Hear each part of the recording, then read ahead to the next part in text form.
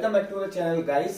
और आज के इस वीडियो सेशन में मैं आपको बताऊंगा हिटलर की कहानी, एडोल्फ हिटलर। ठीक है, आप सब जानते होंगे एक डिक्टेटर था जर्मनी का, ठीक है, जिसका काफी इंपॉर्टेंट रोल था और मतलब यही एक फैक्टर था वर्ल्ड वॉर 2 का। ठीक है, विश्व युद्ध द्वितीय का जो मुख्य कारण था यही था, एडोल्फ हिटलर। ठीक है, हम सब जानते हैं एडोल्फ हिटलर नाम से इसको जानते हैं। ठीक है, और ये इसलिए भी इंपॉर्टेंट है क्योंकि इसके बाद जो है मैं आपको वर्ल्ड वॉर 1 और वर्ल्ड वॉर 2 बताऊंगा। लेकिन वो वर्ल्ड वॉर 1 और वर्ल्ड वॉर 2 जानने से पहले हमको थोड़ा सा जानना पड़ेगा एडोल्फ हिटलर के बारे में। तो दिन है 20 अप्रैल। ठीक है, जिस किसी का भी बर्थडे आता है ना 20 अप्रैल को, तो कमेंट सेक्शन में लिखेगा आप एक महान व्यक्ति हो। 20 अप्रैल 1889। ठीक है, तो इस दिन जो है ये महान जो व्यक्ति है एडोल्फ हिटलर, इस दिन ये डाउनलोड हुआ था, इसका जन्म हुआ था, इस दिन ये बॉर्न हुआ था। ठीक है, और ये बॉर्न कहां हुआ था? तो एक कंट्री है ऑस्ट्रिया। ठीक है, ऑस्ट्रिया जर्मनी से सटता हुआ देश है। ठीक है, ऑस्ट्रिया हंगरी आपने सुना होगा, एक पहले ऑस्ट्रिया हंगरी करके एम्पायर हुआ करता था। तो वहीं पे जो ऑस्ट्रिया जो कंट्री है, ठीक है, और इसकी कैपिटल है वियना। वियना कन्वेंशन करके भी आपने सुना होगा। ठीक है, तो ऑस्ट्रिया के पास पे जो है जर्मनी लगता हुआ है। ठीक है, तो ऑस्ट्रिया और जर्मनी के बॉर्डर में एक छोटा सा टाउन है। ठीक है, और उस टाउन का नाम है ब्रनाउ एम एन।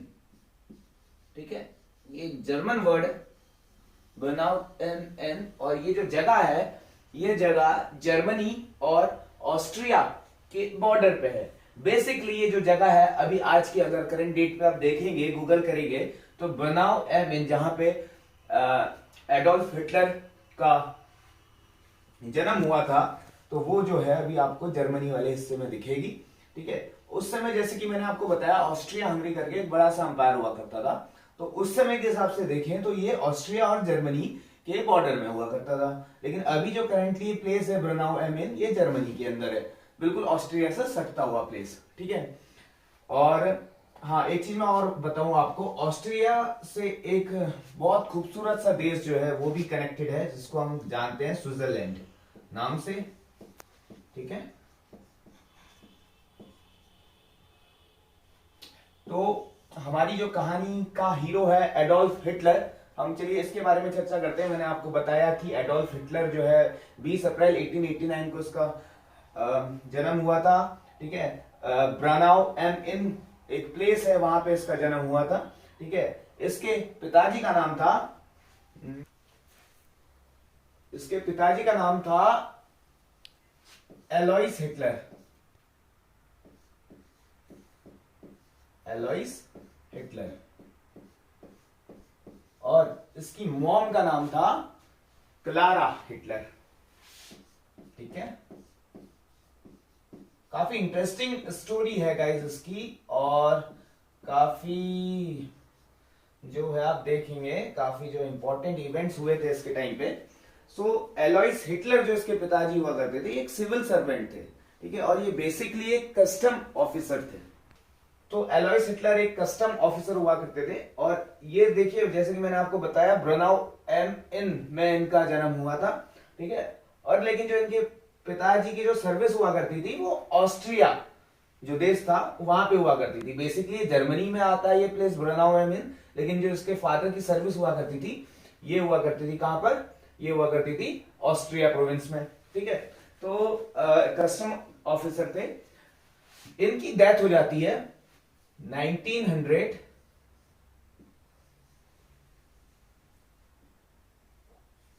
पे। ठीक है, ये नोट कीजिएगा 1903 पे इनके पिताजी की डेथ हो जाती है।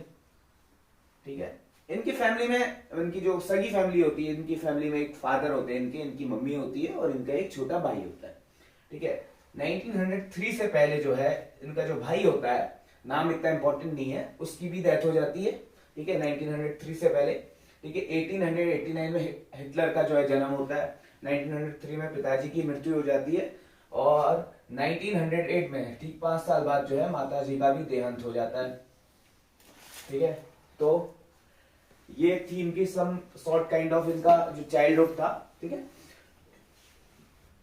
एलोइस हिटलर पिताजी का नाम, क्लारा हिटलर माताजी का नाम। पिताजी का देहांत हो जाता है 1903 में, माताजी का देहांत हो जाता है 1908 में। सॉरी कि मैंने गलत लिख दिया, 1908 में जो है इनकी माताजी का देहांत हो जाता है 1908 में। ठीक है, अब ये जो है अकेले पड़ जाते हैं। एक भाई होता है, भाई का भी देहांत हो जाता है, पिताजी, मम्मी, ठीक है, तीनों की डेथ हो जाती है। अब ये जो है अकेले पड़ जाते हैं। अब जैसे कि मैंने बताया था कि इनने जो अपना बचपन गुजारा होता है ब्रनाउ एम इन पे, जो कि जर्मनी का एक छोटा सा टाउन होता है।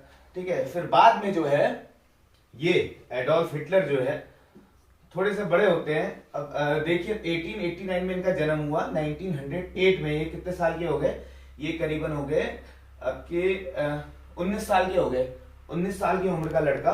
ठीक है, अब फैमिली में कोई नहीं है। ठीक है, तो बिखर सा जाता है, टूट सा जाता है, डिप्रेशन में आ जाता है। ठीक है, अब देखिए जो 1908 है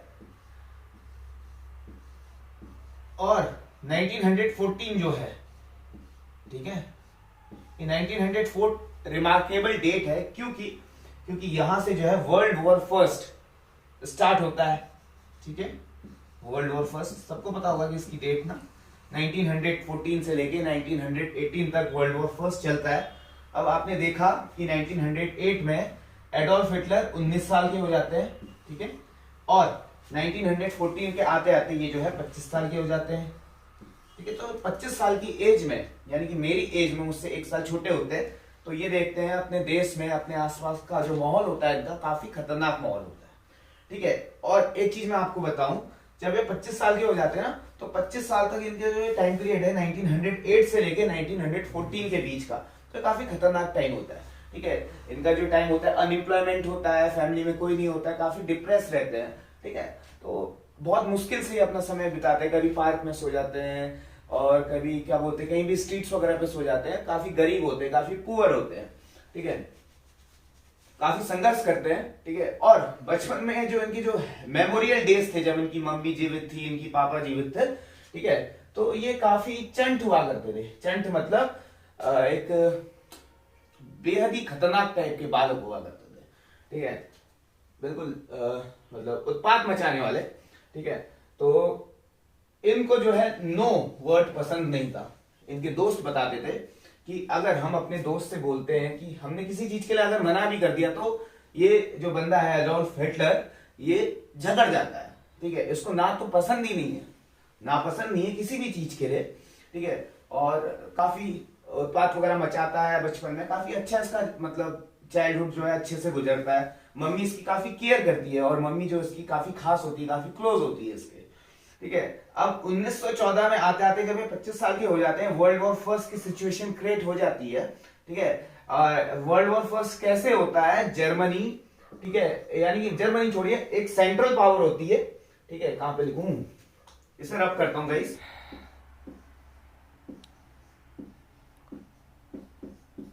तो वर्ल्ड वॉर फर्स्ट जो है 1914 से स्टार्ट होता है और 4-5 साल चलता है, 1918 तक ये चलता है। ठीक है, तो हाँ गाइस, मैं ये कह रहा था कि वर्ल्ड वॉर फर्स्ट जो है ये टाइम पीरियड है एडोल्फ हिटलर, ठीक है, जिसके बारे में आपको बता रहा हूँ एडोल्फ हिटलर की कहानी। ठीक है, तो ये जो वर्ल्ड वॉर फर्स्ट है, ठीक है, तो ये ऑस्ट्रिया, इसका जो मेन कॉज है ना, वो होता ये है कि जो ऑस्ट्रिया हंगरी के लिए वॉर ऑफ सक्सेशन, यानी कि इसकी जो यहाँ का जो राजा होता है ना, तो उसका एक छोटा भाई होता है। ठीक है, तो ये जो है इसको एक सर्बिया करके कंट्री है, तो सर्बिया कंट्री का एक नेशनलिस्ट, राष्ट्रवादी एक व्यक्ति होता है वहां का। तो जो जब ये ऑस्ट्रिया हंगरी का जो एक प्रिंस होता है, राजा का जो छोटा भाई होता है, वो अपनी वाइफ के संग घूमने निकला होता है। ठीक है, तो उस टाइम पे जो है सर्बिया का वो व्यक्ति इसको शूट कर देता है, गोली मार देता है। ठीक है, और इसकी डेथ हो जाती है। और ये चीज जो है पूरे उस समय जो है आग की तरह फैल जाती है, और फैल जाती है तो ये जो चीज है, ठीक है, इस राजा की यानी कि इस प्रिंस की जो डेथ है, इसका एसेसिनेशन जो है, ये बर्थ देता है किसको, वर्ल्ड वॉर फर्स्ट को। ये मुख्य कारण था। ठीक है, तो ये कौन सी कंट्रीज के बीच में होता है, ठीक है, इस पे मैं एक सेपरेट वीडियो बनाऊंगा वर्ल्ड वॉर फर्स्ट पे, वर्ल्ड वॉर सेकंड पे, लेकिन अभी हम बात कर रहे हैं एडोल्फ हिटलर की, तो उस पर हम ज्यादा चर्चा करेंगे। लेकिन फिर भी थोड़ा सा मैं आपको बता देता हूं कि जो है वर्ल्ड वॉर फर्स्ट जो कंट्रीज, किस कंट्रीज के बीच में लड़ा जाता है, एक होती है सेंट्रल पावर, ठीक है, और सेंट्रल पावर में कौन सी कंट्रीज आती हैं, ठीक है, और दूसरी होती है अलाइड पावर, ठीक है, अलाइड पावर और सेंट्रल पावर। अलाइड जैसे कि आप नाम से ही देख रहे हैं, यानी कि अलायंस, यानी कि गुटबंदी, यानी कि 2 या 3 देशों का गुट, ठीक है, आपस में जो है एक दूसरे को सपोर्ट करना। तो उसमें कौन कौन से देश होते हैं और सेंट्रल पावर में कौन से देश होते हैं, जैसे कि मैंने आपको बताया, सर्बिया का जो एक व्यक्ति होता है वो ऑस्ट्रिया हंगरी के प्रिंस को मार देता है, ठीक है, तो इससे आग भड़क जाती है पूरे ऑस्ट्रिया हंगरी पे, ठीक है। अब जो ऑस्ट्रिया हंगरी मैंने आपको बताया जर्मनी से बॉर्डर शेयर करता है, ठीक है, तो ऑस्ट्रिया, तो देखिए सेंट्रल पावर में सबसे पहली कंट्री कौन सी हो गई, ऑस्ट्रिया हंगरी एम्पायर, ठीक है, पूरा हंगरी,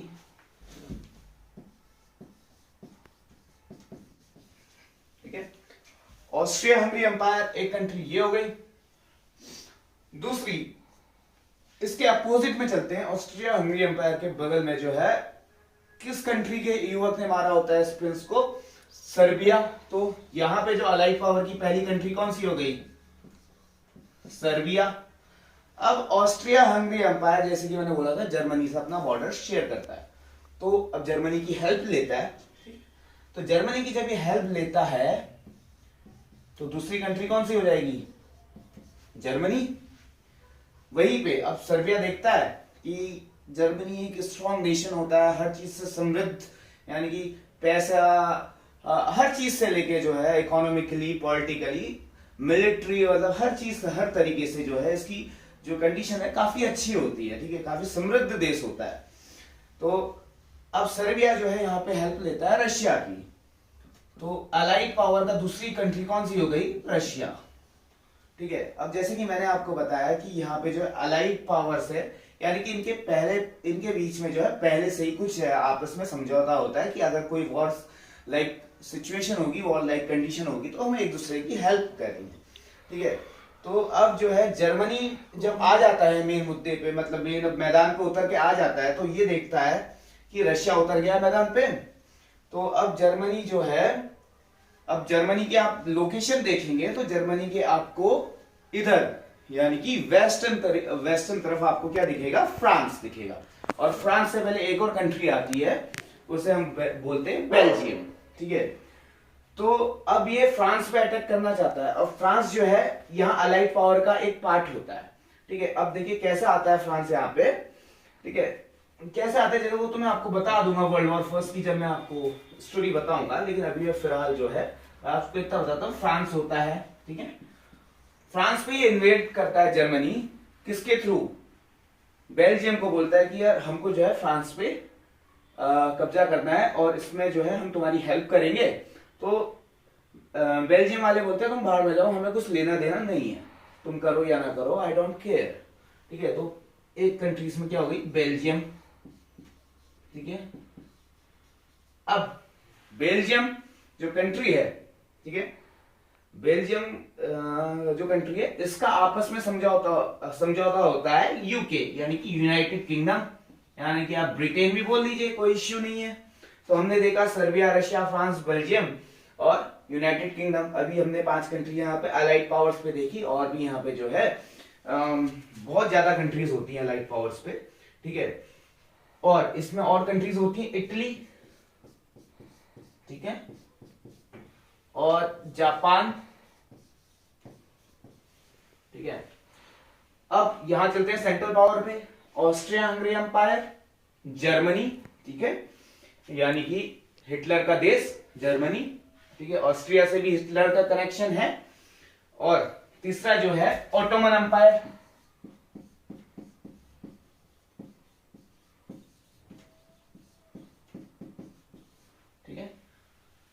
एक रोचक तथ्यों वाली बात यहां पर यह है कि जब 1919 पे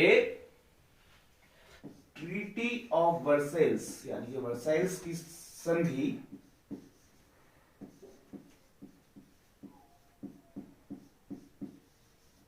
ठीक है 1919 में जो है वर्ल्ड वॉर फर्स्ट को खत्म करने के लिए जो ट्रीटी होती है, ठीक है, अलाइड कंट्रीज और सेंट्रल कंट्रीज के बीच पे, ठीक है, तो इस पे जो है जर्मनी को कसूरवार ठहराया जाता है, ठीक है, और बोलते हैं कि एटलीस्ट फाइनल जो है जर्मनी जो है इस पे जो है हार जाता है, ठीक है, और क्या बोलते हैं अलाइड पावर्स जितनी जितनी भी अलाइड कंट्रीज है ये जीत जाती है, ठीक है। इसमें जो है सबसे अलाइड कंट्रीज जो है ना, जब ये वर्ल्ड वॉर फर्स्ट चलता है तो सबसे लास्ट पे इस पे एंट्री कौन सी कंट्री करती है? अमेरिका, ठीक है। ये जो अमेरिका है ना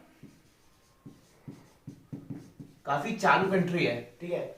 इसका बेसिकली काम क्या होता है कि अलाइड पावर्स जो है इनको भी जो है हथियार प्रोवाइड करवाना, और जो सेंट्रल पावर्स है इनको भी हथियार प्रोवाइड करवाना, वेपन्स, आर्म्स, ठीक है। सो यहां से भी पैसा कमाना, यहां से भी पैसा कमाना, क्योंकि आप सब जानते हैं जो अमेरिका है कैपिटलिस्ट कंट्री है, ये सिर्फ पैसे पे ध्यान देती है, तो इसलिए सबसे लास्ट पे जो है अलाइड पावर्स को ज्वाइन करती है अमेरिका।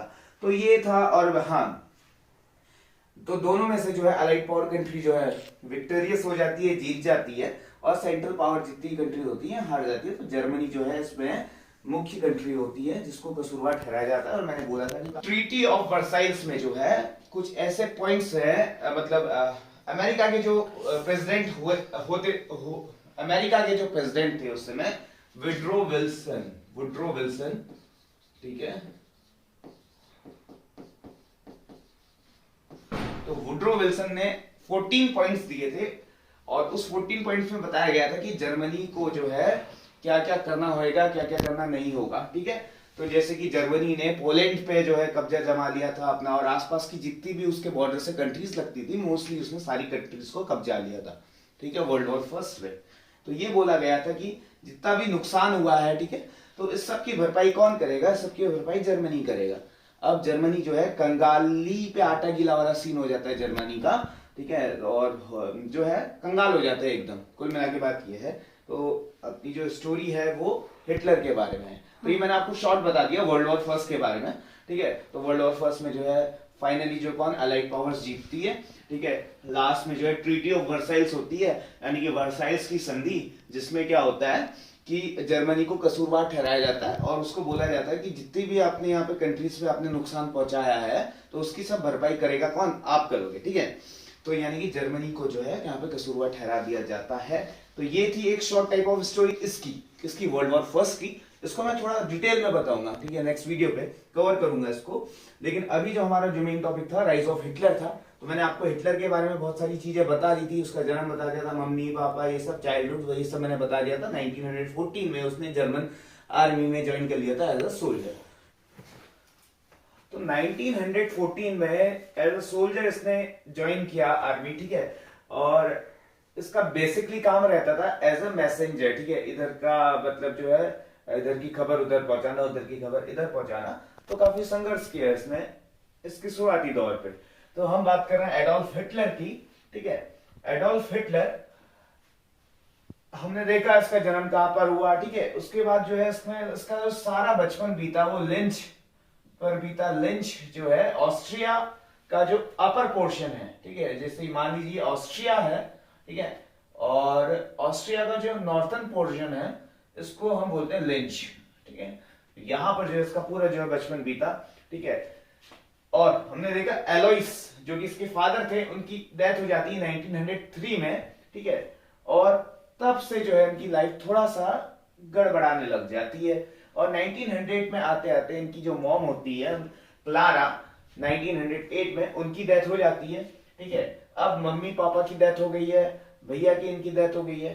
तो 1908 में जो है ये वियना चले जाते हैं, ठीक है। लिंच में बचपन बीता, वियना जाते हैं, वियना पे जो है इनके रिलेटिव्स होते हैं, ठीक है। अब आप बेसिकली देखेंगे 1889 में इनका जन्म हुआ, और जो है 1908 में ये उस समय करीबन 18 एक साल के रहे होंगे, 18 साल के समथिंग। तो अब लॉ के हिसाब से अगर हम बात करें तो कोई भी बच्चा जो है अगर 18 साल के आसपास का है तो उस समय उसे प्रॉपर्टी के मामले में उसे मेजर नहीं माना जाता, वो एक माइनर माना जाता है, यानी कि उसको इतनी समझ नहीं है कि वो अपनी प्रॉपर्टी का सही तरीके से कैसे इस्तेमाल कर सकता है। ठीक है, म्यूनिच ये जो जगह है, ठीक है, जर्मनी में, तो इसके पिताजी की प्रॉपर्टी होती है, यहाँ पे स्टेट बोलते हैं जिसे, ठीक है, रिलेटेड टू प्रॉपर्टी।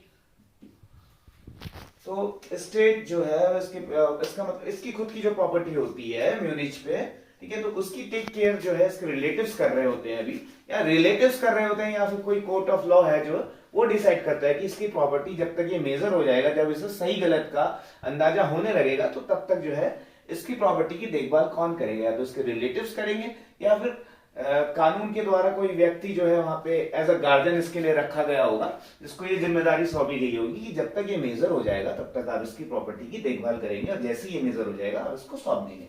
तो भाई 1908 में तो ये अभी बालक होता है, करीबन 18 साल का होता है, ठीक है, तो मेजर नहीं होता है।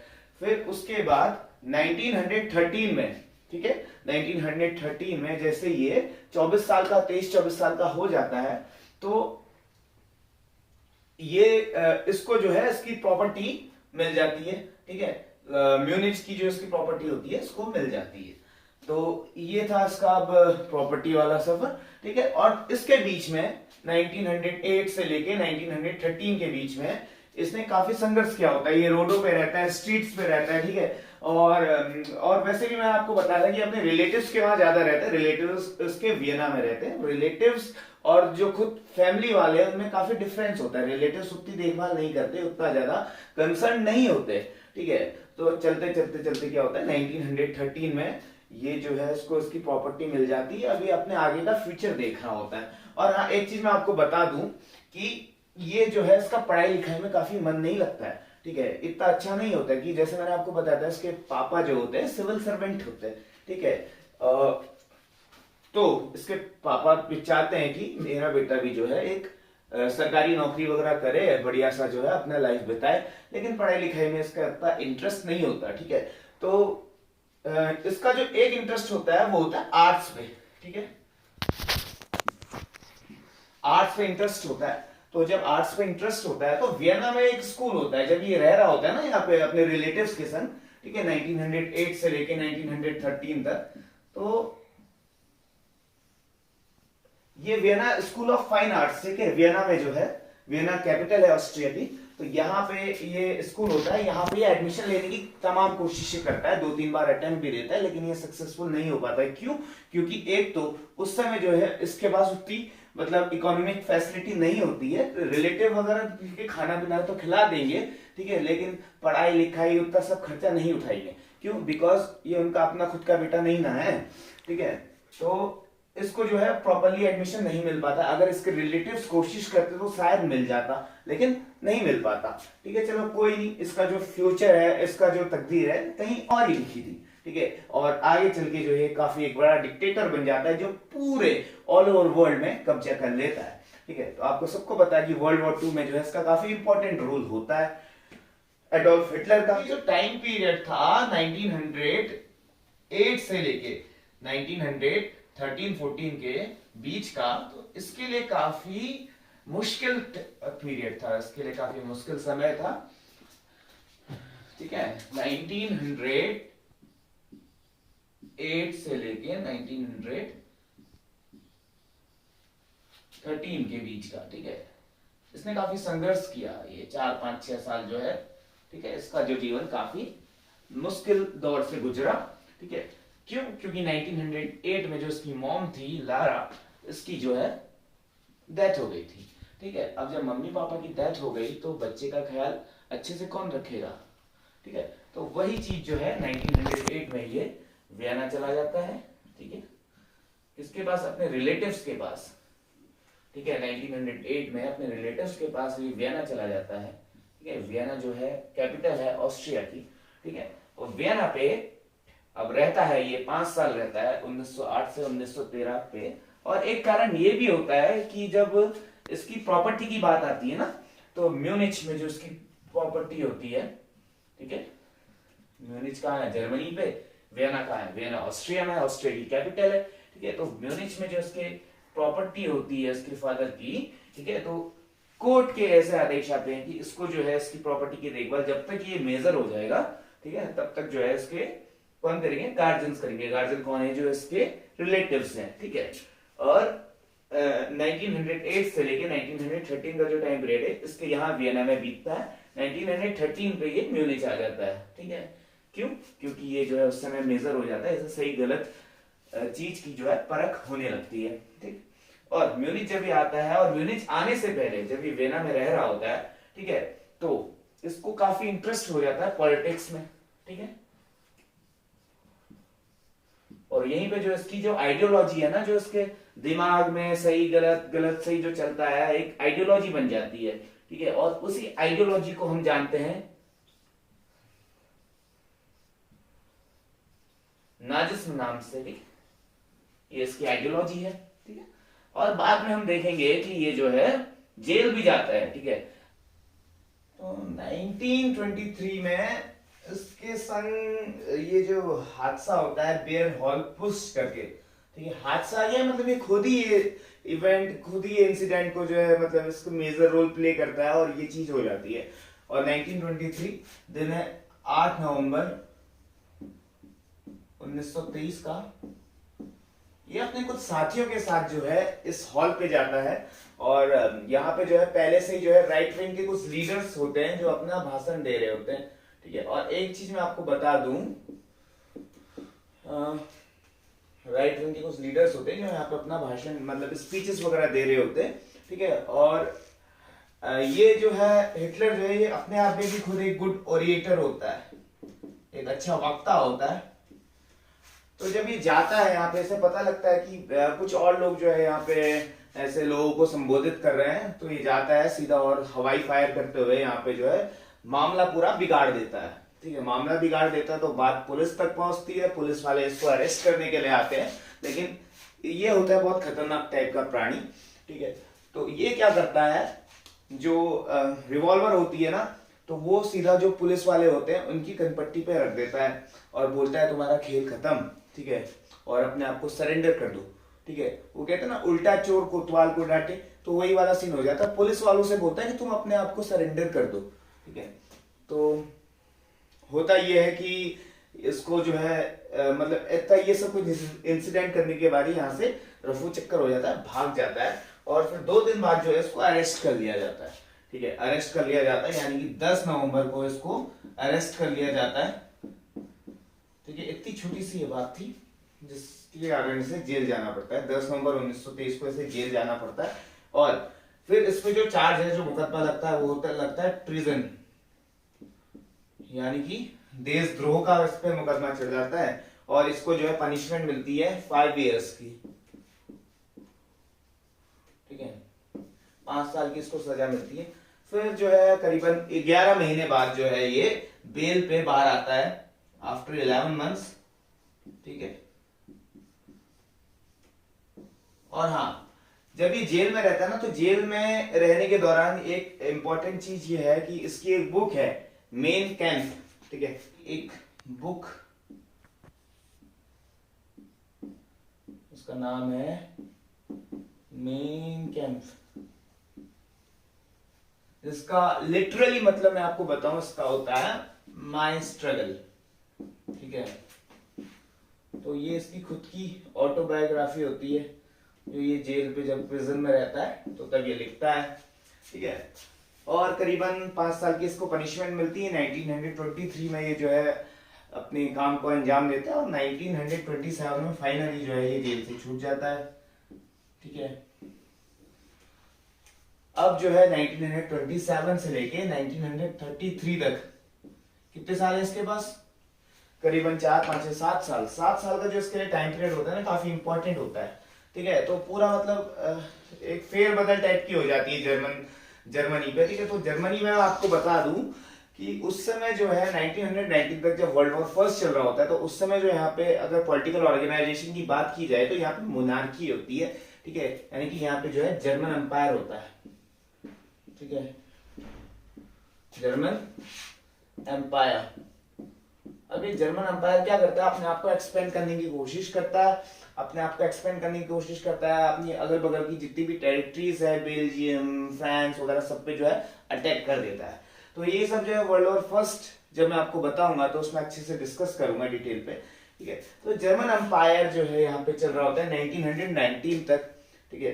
1919 से 1933 तक जो है, हाँ 1933 तक जो है यहाँ पे वेमार रिपब्लिक आती है, ठीक है। वेमार रिपब्लिक,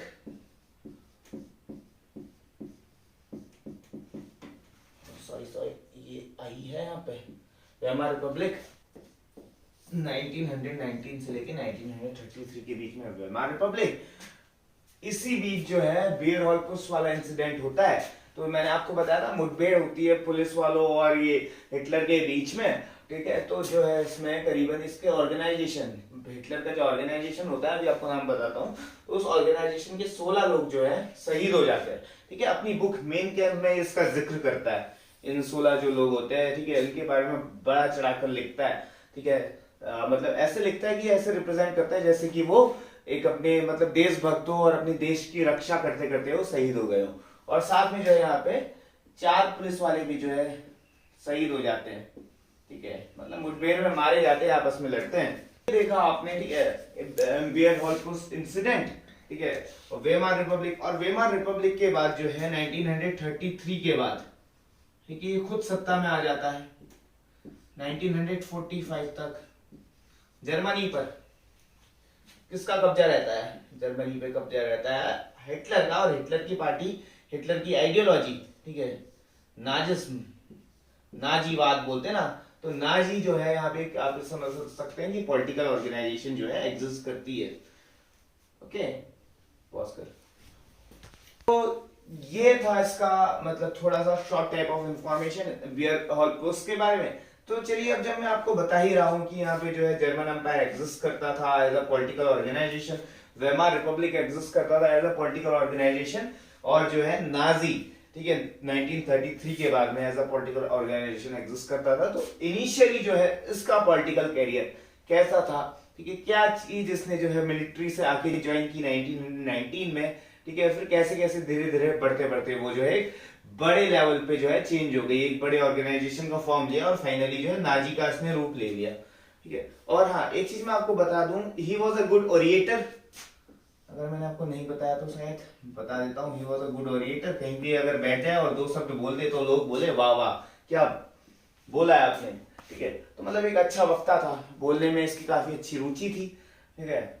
और तो ये चीज जो है इसको काफी ग्रेट बनाती है, ठीक है, मतलब लोग जो है इसकी प्रशंसा करते थकते ही नहीं है। तो ये था। अब मैं आपको थोड़ा सा इसका पॉलिटिकल कैरियर, ठीक है, स्टार्टिंग बताता हूं।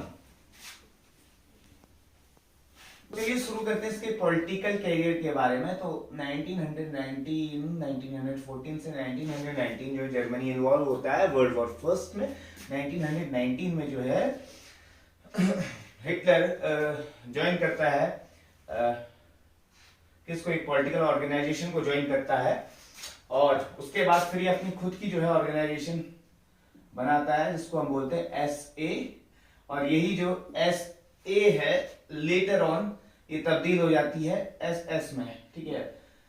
होती दोनों सेम है, दोनों की आइडियोलॉजी सेम होती है, ठीक है, दोनों हिटलर का सपोर्ट करते हैं, कुछ ग्रुप ऑफ मेंबर्स होते हैं, ठीक है। और फिर जो है धीरे धीरे धीरे ये लोग अपना जो है रूप काफी इनका खतरनाक हो जाता है, ठीक है, इस कदर खतरनाक हो जाता है, इस कदर ये लोग हावी हो जाते हैं कि ये ना मतलब एक मास स्केल में किलिंग वगैरह करते हैं लोगों की, बच्चों को मारना और किसी को भी नहीं छोड़ते, मतलब एक खतरनाक इनका जो है रूप यहाँ देखने के लिए मिलता है, ठीक है। तो ये सत्ता के लिए ना कुछ भी करने के लिए तैयार रहता है।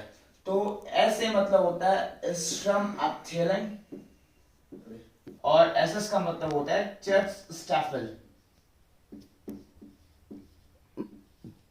ठीक है। तो ये जो दो पॉलिटिकल ऑर्गेनाइजेशन है एक ही, ठीक है, लेकिन समय के साथ इसका नाम बदल जाता है, SS से स्टार्ट होता है और SS में जो है इसका नाम चेंज हो जाता है, ठीक है।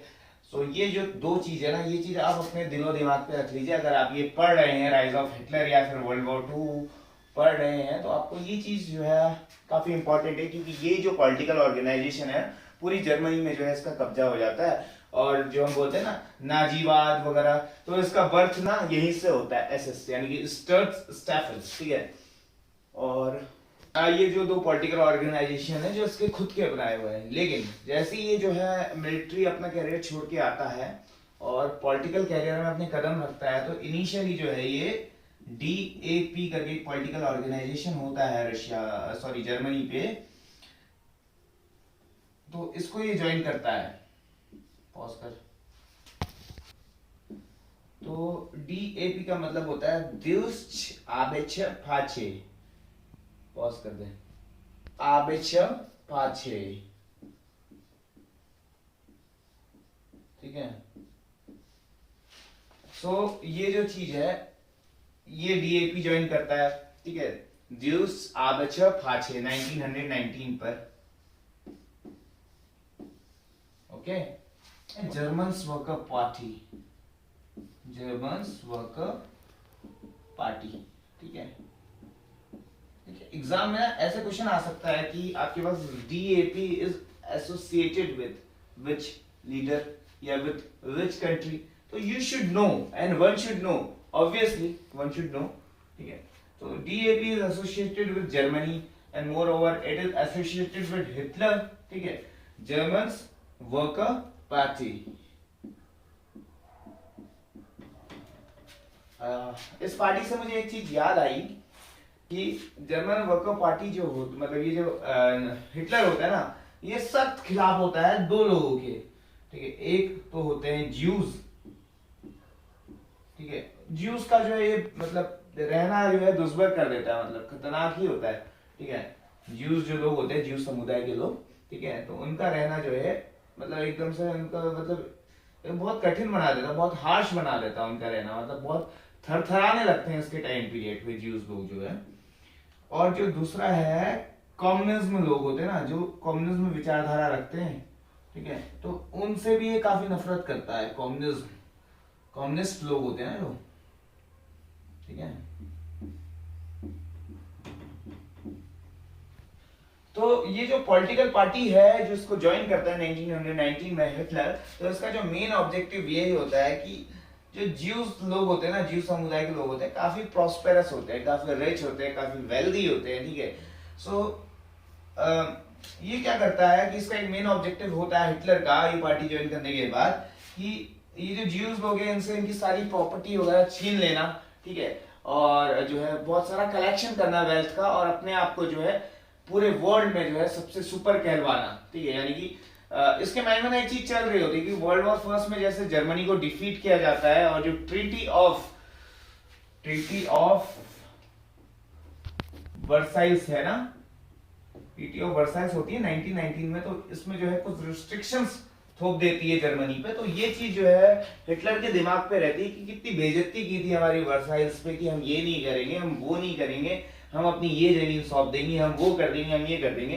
तो ये चीज जो है इसके माइंडसेट में बिक जाती है और पूरी मतलब अपनी लाइफ टाइम में इसके दिमाग में यही रहता है कि जो है मैं अपनी कंट्री को, अपने नेशन को कैसे ऊपर लेके आऊंगा, और ये इसके लिए बहुत कुछ करता भी है और लेके भी आता है, ठीक है। और ये जो है इस कदर जो है हावी हो जाता है कि वर्ल्ड वॉर 2 को अंजाम देता है, ठीक है। वर्ल्ड वॉर 2 ना होता ही नहीं, अगर हिटलर नहीं होता ना तो वर्ल्ड वॉर 2 होता ही नहीं।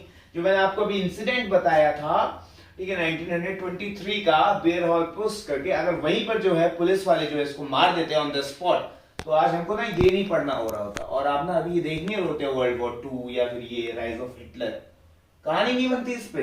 तो गाइस ये जो एसएस वाले जो पॉलिटिकल ऑर्गेनाइजेशन होती है हिटलर की, तो इनका ना अपना एक अलग ड्रेस कोड होता है, ठीक है। ये लोग जो है ब्लैक यूनिफॉर्म पहनते हैं, ठीक है। ब्लैक यूनिफॉर्म में जो है इसके पास रहता है स्वास्तिक, ठीक है। स्वास्तिक तो आप जानते हैं ना, ये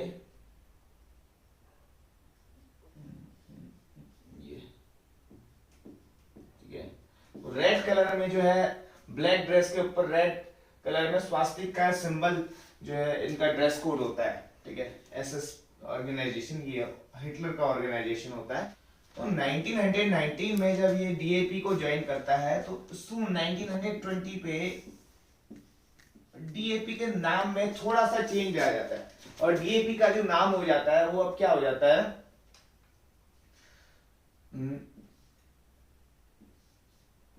NSDAP। ठीक है, NSDAP का मतलब होता है, अगर मैं जर्मन वर्ड्स में लिखूं यहां पर, तो ये हो जाएगा national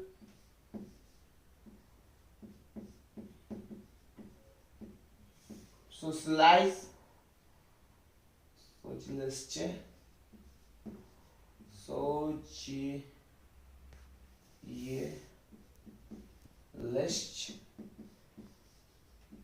national socialist German workers party,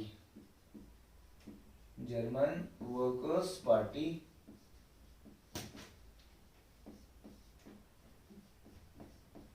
ठीक है, तो 1920 में ये डीएपी चेंज हो जाता है एनएसडीएपी पे। ठीक है, तो जैसे हम इसको जर्मन वर्कर पार्टी बोलते हैं, तो इस वाले को हम क्या बोलेंगे, national socialist German worker party. ठीक है, national socialist German worker party.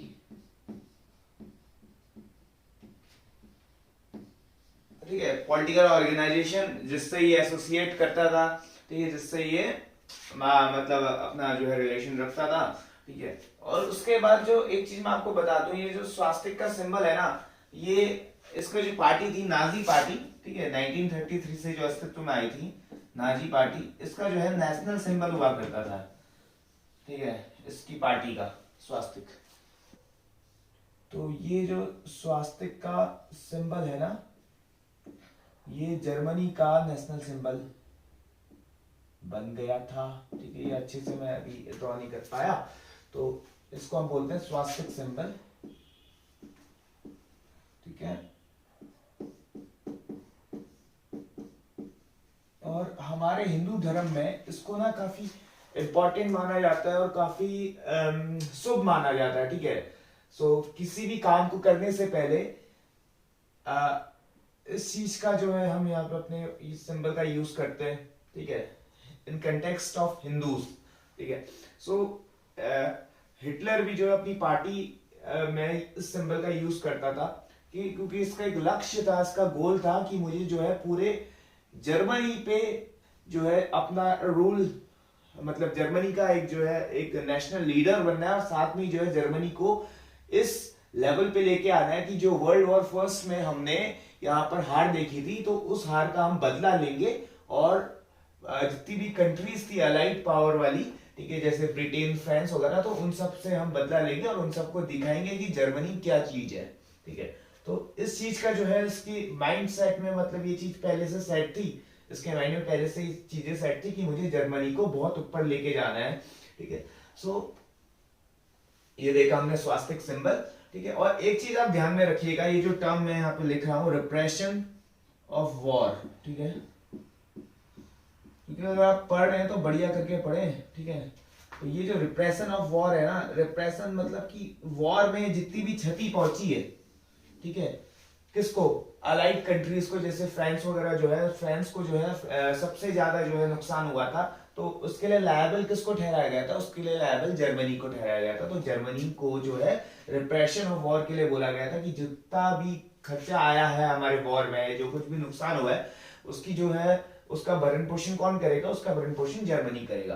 तो ये रिप्रेशन ऑफ वॉर इस कंटेक्स्ट में यूज होता है। ठीक है, उसके बाद हम देखेंगे, मैंने आपको बताया था कि जो है ये हिटलर जो है ज्यूस का जो रिलीजन है, ज्यूस वाले जो पीपल्स हैं, इनके सख्त खिलाफ होता है। ठीक है, और मैं आपको अगर ज्यूस की अगर हम बात कर रहे हैं, तो देखिए ये जो ये जो ज्यूस है ना, ठीक है, अब्राहिम रिलीजन, अब्राहिम सेक्ट्स का ये एक रिलीजन है, अब्राहिम। ठीक है, इसको ध्यान दीजिएगा, अब्राहिम। ठीक है, तो अब्राहिम सेक्ट में 3 रिलीजन हमें देखने के लिए मिलते हैं। सबसे पहले और फर्स्ट एंड फॉरमोस्ट रिलीजन है ज्यू। ठीक है, जिसकी मैं आपको बात बता रहा हूँ, हिटलर काफी चिढ़ता था इन लोगों से। और दूसरे जो है मुस्लिम्स, ठीक है, और तीसरे जो है क्रिश्चियंस। ठीक है,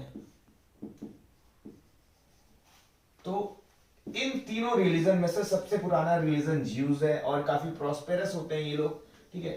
तो ये चीज था ज्यूज के बारे में। हमने क्या देखा कि जो ये तीन रिलीजन है, ज्यूज, मुस्लिम्स और क्रिश्चियंस, इनका जो कॉमन पैट्रियार्क है, ठीक है, वो अब्राहम रिलीजन है, ठीक है। अब्राहम रिलीजन से ये जो तीन रिलीजन निकल के आए हैं, तो इसमें कोई कंफ्यूजन वाली बात नहीं होनी चाहिए। तो ये चीज देखी हमने, ठीक है। और एक चीज मैं आपको बताऊं, जो इसकी बुक थी ना, मेन कैंप, ठीक है, इसका लिटरली मतलब होता है क्या? इसका लिटरली मतलब होता है मेरा संघर्ष, यानी कि माई स्ट्रगल। तो ये जो है, जब उसको इम्प्रिजनमेंट हुई थी, तो इसने 1923, 1924, 1925 के बीच में ये बुक जो है लिख डाली जेल के अंदर, ठीक।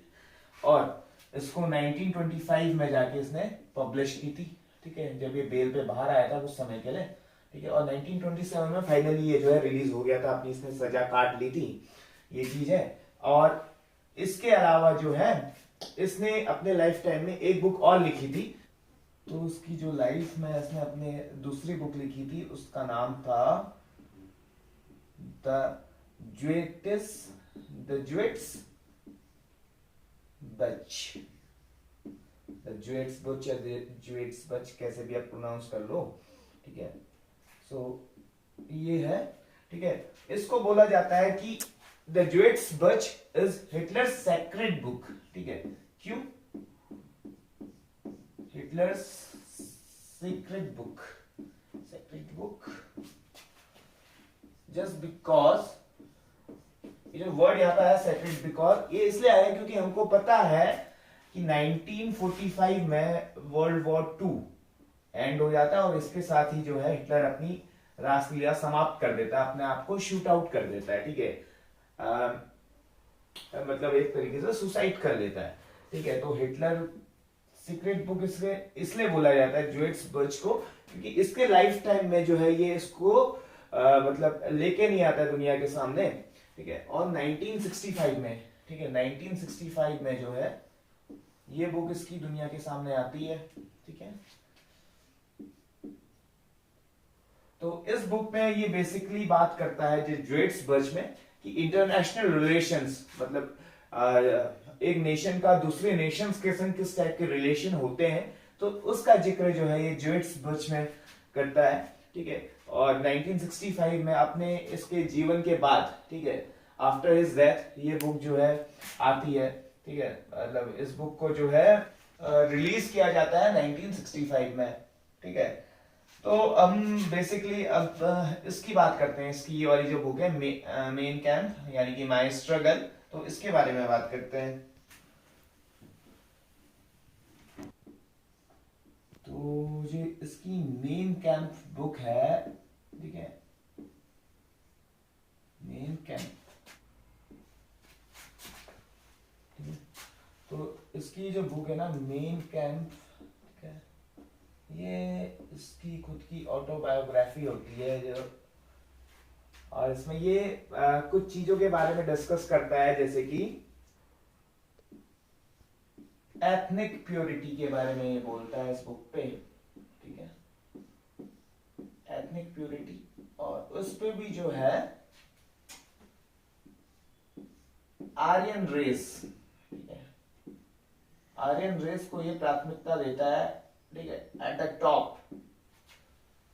इसका ये मानना है कि जो आर्यन रेस है, यानी कि जो आर्यन रेस है, जो आर्यन पीपल्स हैं, वो ही जो है इसकी नॉलेज में, इसके पॉइंट ऑफ व्यू में जो है सबसे ग्रेट है, सर्वोच्च है, ठीक है। और यहाँ पे जो है भेदभाव करना शुरू कर देता है, रेसिज्म वाला जो है क्वेश्चन यहाँ पे वन शुड नोटिस, ठीक है, ये लेके आता है, ठीक है, कि मतलब ऐसे हमें करना नहीं चाहिए कि किसी का भी जो है मतलब किसी का भी कंपैरिजन उसके रंग, भेद, जाति वाति, इस चीज को लेके हमें नहीं करना चाहिए। लेकिन ये जो है रेसिज्म वाली फीलिंग यहाँ पर लेके आता है, दुनिया के सामने रखता है, फिर भी जो है एक उतने ऊंचे ओहदे पर ये जाता है, ठीक है। पीपल्स को, यानी कि लोगों को यहाँ पे पता रहता है कि ये किस चीज के बारे में बात करता है, इसकी आइडियोलॉजी कैसी है, लेकिन फिर भी जो है जर्मनी के जो लोग होते हैं इसका खुल के सपोर्ट करते हैं।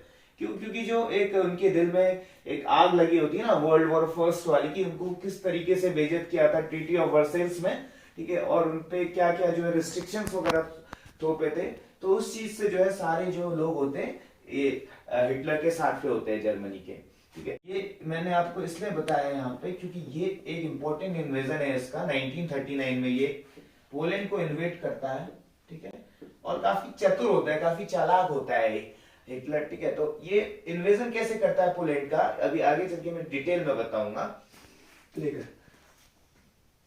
तो पोलैंड का इन्वेजन तो मैं बताऊंगा, लेकिन अभी जो मेन कैंप में जो इसने लिखा रहता है तो ये बोलता है कि those people who don't belong to Aryan race, ठीक है, तो उनको शायद हमारे देश में रहने का कोई अधिकार ही नहीं है। तो ये डायरेक्टली जो है टारगेट करता है ज्यूस पे, ठीक है, चाहता ही नहीं है कि ज्यूस हमारे देश में रहे, और ये एक वन ऑफ द फैक्टर भी मानता है ज्यूस को कि ये जो कारण था वर्ल्ड वॉर फर्स्ट में जो हमारी हार हुई थी तो इन लोगों के कारण हुई थी।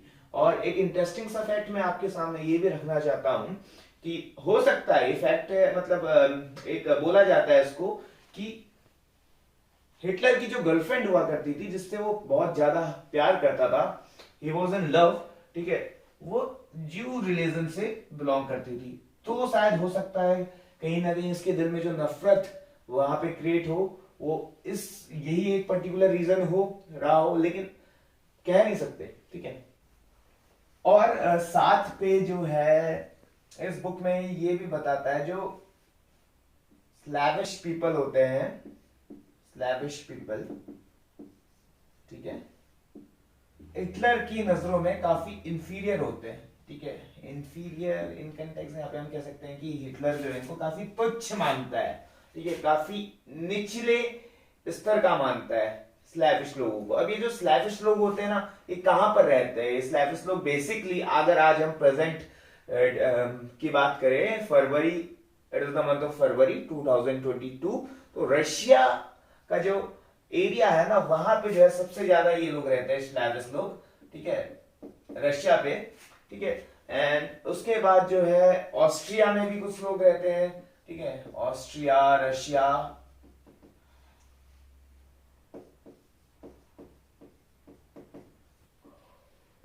पोलैंड, ठीक है। तो यहाँ पे जो है good amount of Slavish people stage, ठीक है। अब जर्मनी में जो है इन लोग का ये जीना दुश्वार कर देता है स्लैविश पीपल्स का, ठीक है। तो ये इस बुक में ये भी मेंशन करता है कि जो स्लैविश लोग हैं इनके पास कोई अधिकार ही नहीं है किस चीज का, प्रॉपर्टी का, ठीक है। तो इन लोगों से जो है ये यहाँ पे इनकी प्रॉपर्टीज वगैरह जो है छीन लेता है, और छीनने के लिए जो है इसको क्या चाहिए, इसको चाहिए एक पावर, और वो पावर कहां से आएगी? ऐसे तो आएगी नहीं है, जो छोटे मोटे जो अपने ये बनाता है ना, छोटे मोटे गुड बनाता है, तो उनसे तो ये पावर नहीं आएगी ना, मतलब नेशनल लेवल पे जब ये आ जाएगा तो वहां पे जाके पावर मिलेगी इसको। और होता भी यही है कि 1932 में आते आते जो है ये ट्राई करता है जर्मनी का प्रेसिडेंट बनने की, ठीक है, और तमाम कोशिशें करता है इलेक्शन में, ठीक है, लेकिन नहीं बन पाता। और उसके बाद जो इसका मेन एम होता है चांसलर बनने के लिए, यानी कि जो स्टेट का प्रमुख होता है ना, एक राज्य का प्रमुख होता है, ठीक है, तो उसे बोलते हैं चांसलर, ठीक है। तो ये चांसलर बनने की तमाम कोशिशें करता है। तो अभी थोड़ी देर में आपको पूरा बताऊंगा डिटेल पे, ठीक है। और मैं बता रहा था स्लैविश पीपल जो है, एक कंट्री और है यहाँ पे large amount of Slavish people रहते हैं, वो है चेकोस्लोवाकिया, ठीक है।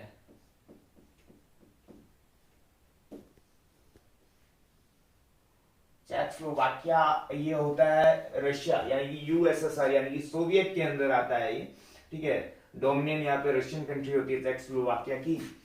तो ओवरऑल कहने का मतलब ये है कि ये जो चार कंट्रीज हैं यहाँ पे जो है लार्ज अमाउंट ऑफ क्या रहते हैं, स्लैविश पीपल रहते हैं, ठीक है। और जर्मनी में भी रहते थे, तो उस समय जो है जर्मनी में हिटलर ने ऐसा कुछ कर दिया इन लोगों के साथ पे कि इनकी रूह कांपने लगी, ठीक है। इनके बच्चों को मारना, मतलब ऐसा खूनी खेल खेला ना इसने सियासत के लिए, अगर मैं लोकल टर्म्स में बात करूं तो सियासत के लिए ऐसा खूनी खेल खेला इसने कि मतलब कोई ऐसे बयां भी नहीं कर सकता, तो ये जो है मेन कैम्प जो उसकी बुक थी, ठीक है, तो उसमें ये सारी चीजें जो मेंशन करता है, ठीक है। तो 1925 में इस बुक को रिलीज करता है। ओके, सो ये था मैन कैम्प के बारे में। देखा कि हिटलर ने जो है जेल जाने से पहले क्या क्या किया, ठीक है, जेल में रहते हुए क्या किया। और अब थोड़ा सा बात कर लेते हैं 1927 को, जैसे मैंने आपको बताया था, he was release from jail, ठीक है। इसकी कहानी इसलिए इंपॉर्टेंट है क्योंकि जो वर्ल्ड वॉर 2 है ना, इसका मुख्य कारण, इसका मेन रीजन यही तो होता है हिटलर, है ना। तो इसलिए ये उस पॉइंट ऑफ व्यू से इंपॉर्टेंट हो जाता है इसका हर एक पॉइंट डिस्कस करना, ठीक है। कब ये जेल गया था, कब ये जेल से छूटा था, ठीक है, और फिर इसने क्या किया था। तो 1927 से ही रिलीज फ्रॉम प्रिजन,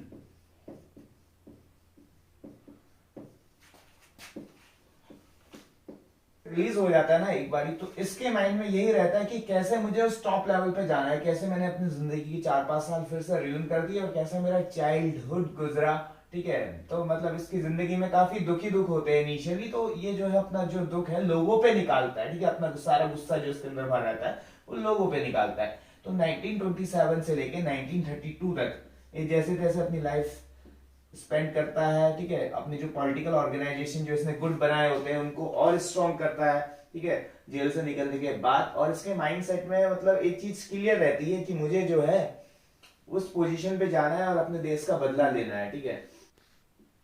एक ये पर्सन का नाम है, काफी इंपॉर्टेंट है, आ सकता है कोई से भी एग्जाम में, पॉल वॉन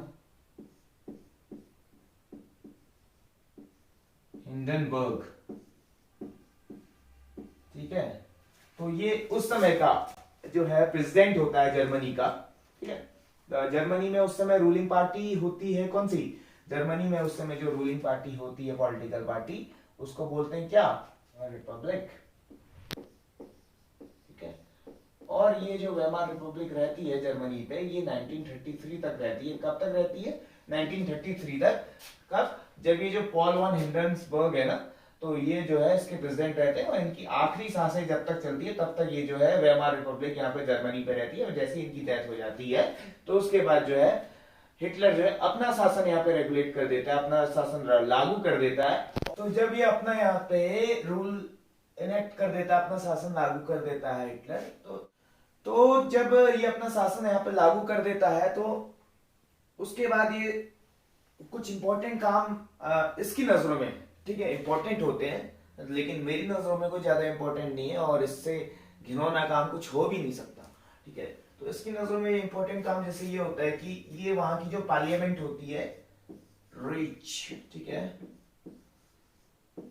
उसकी बिल्डिंग पे ये आग लगा देता है, ठीक है।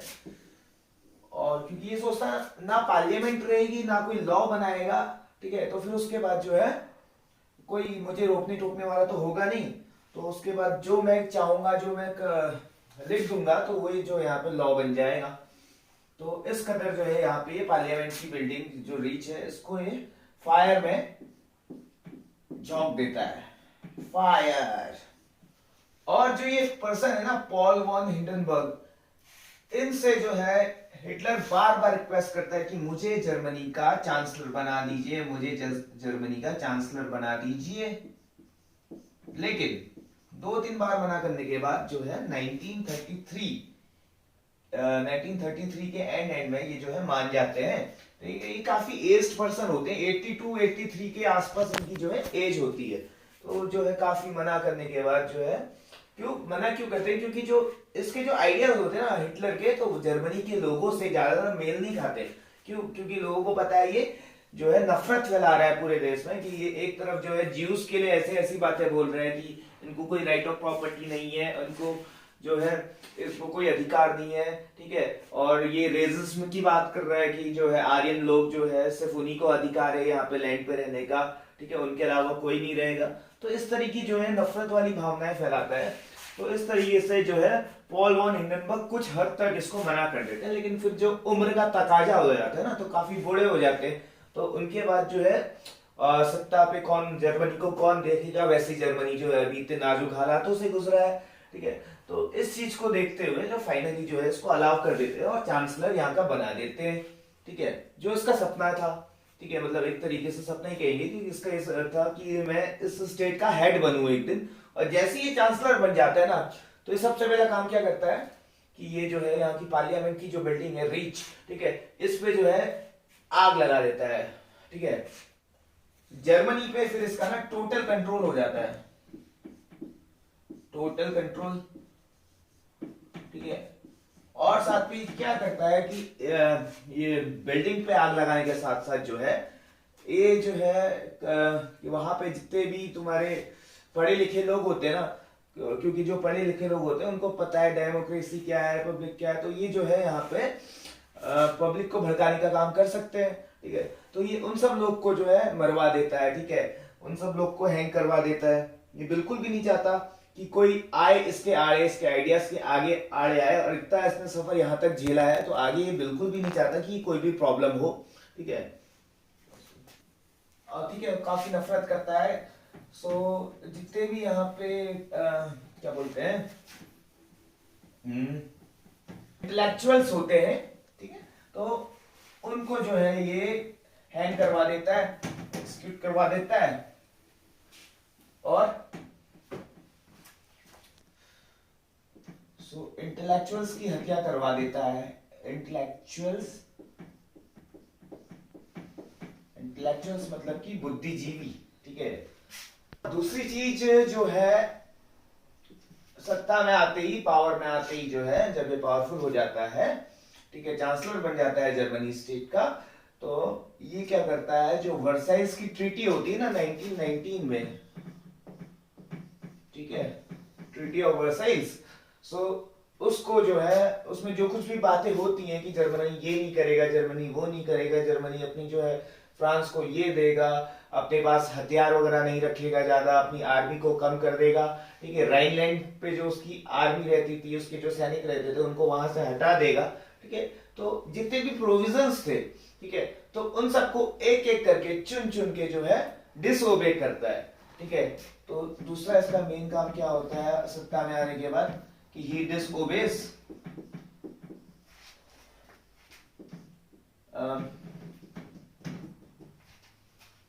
Treaty of Versailles,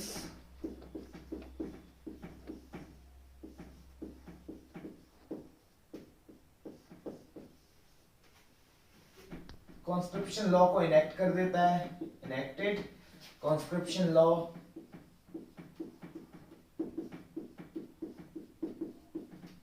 conscription law का मतलब यह होता है कि जो मैंने आपको बताया था कि कॉन्स्क्रिप्शन लॉ मतलब ये होता है कि जब कभी भी किसी भी देश को अपने सिक्योरिटी के लिए सेना की जरूरत पड़े, तो वो जो है खुली भर्ती करवा सके। ठीक है, आम भाषा की बोलचाल में जो है हम बोलेंगे कि एक ओपन रैली निकालता था और जो है वहां पे सिपाहियों की भर्ती करवाता था, क्योंकि he needs a man power to destroy the enemies, right.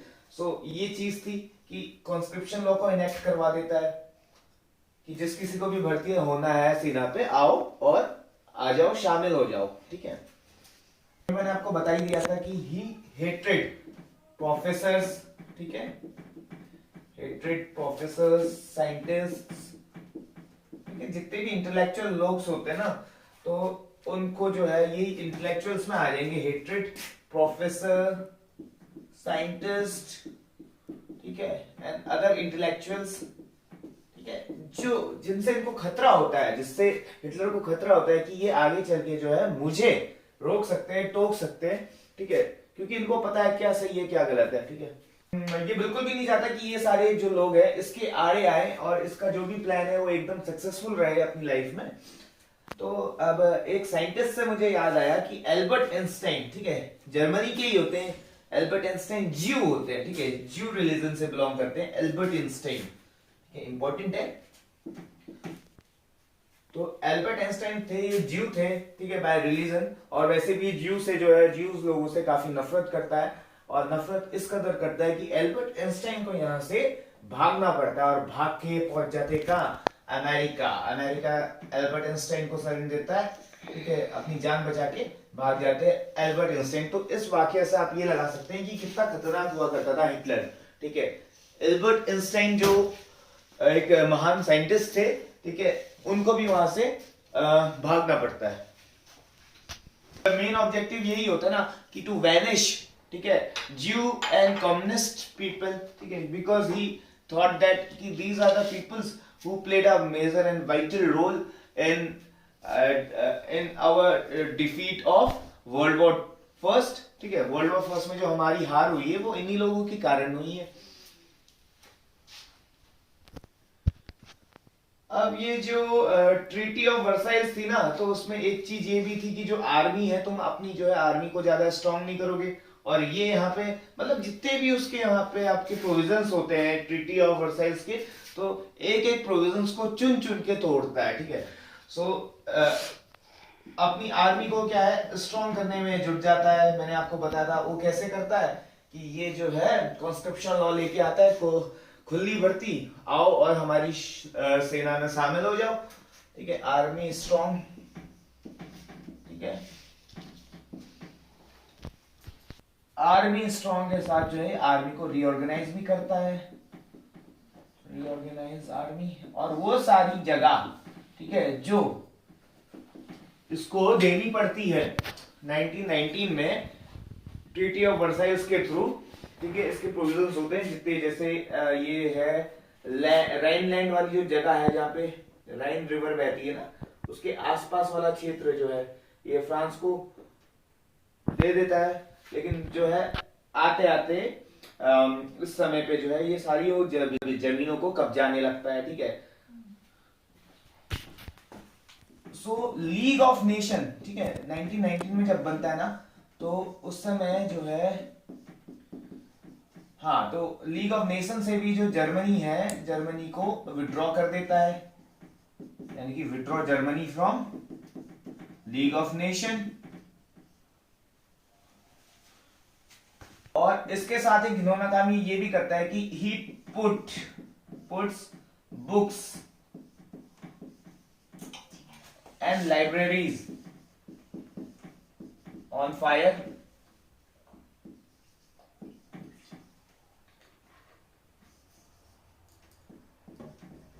ठीक है।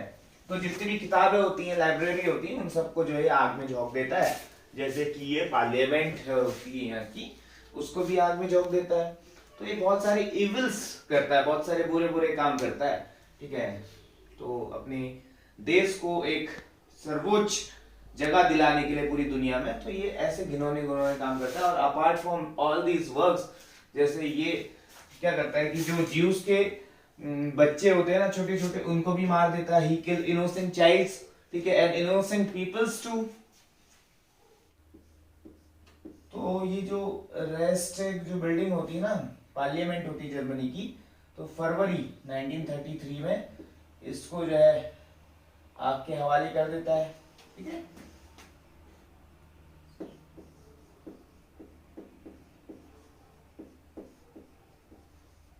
ठीक है, तो ये हो गया। और बहुत सारी ये भी चीजें मैंने आपको बता दी थी। और इसके अलावा अब ये क्या करता है 1933 में, बहुत चालू होता है ना ये, तो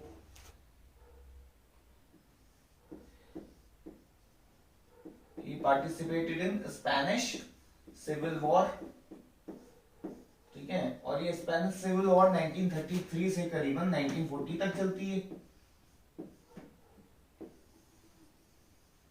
ठीक है। ये मतलब इसकी एक चालाकी होती है, क्योंकि ये जो है मेन जो इसका मुद्दा होता है ना, वो होता है ब्रिटेन। ब्रिटेन की जो कंट्री होती है उसको ये डिफीट करना चाहता है, ब्रिटेन को, फ्रांस को, ठीक है। तो डिफीट करने के लिए ये क्या करता है, इनके आसपास जितनी भी कंट्रीज है, जैसे फ्रांस के आसपास जो स्पेन है, ठीक है, उनसे अपनी दोस्ती बढ़ाता है, ठीक है। इटली का जो वहां पे रूलर होता है, ठीक है, बेनिटो मुसोलिनी, उसके संग भी ये अलायंस करता है, ठीक है। तो धीरे धीरे आगे चल के आएंगी ये चीजें, तो बने रहिए, वीडियो को लाइक शेयर और सब्सक्राइब करना ना भूलें। सो अब देखते हैं 1933 में ये जो है स्पेन में जो सिविल वॉर चल रही होती, तो उसमें भी पार्टिसिपेट करता है, अपनी एक सेना की टुकड़ी भेजता है, ठीक है। और अल्टीमेटली क्या होता है यहाँ पे जो है इसके हेल्प के थ्रू जो स्पेन में सिविल वॉर चल रही होती है यहाँ पे, सो जीत जाते हैं स्पेनिश लोग। अब इसके इवेंट में धीरे धीरे आगे बढ़ेंगे। देखिए 1933 में फरवरी का महीना था, अब मार्च के महीने पे चलेंगे।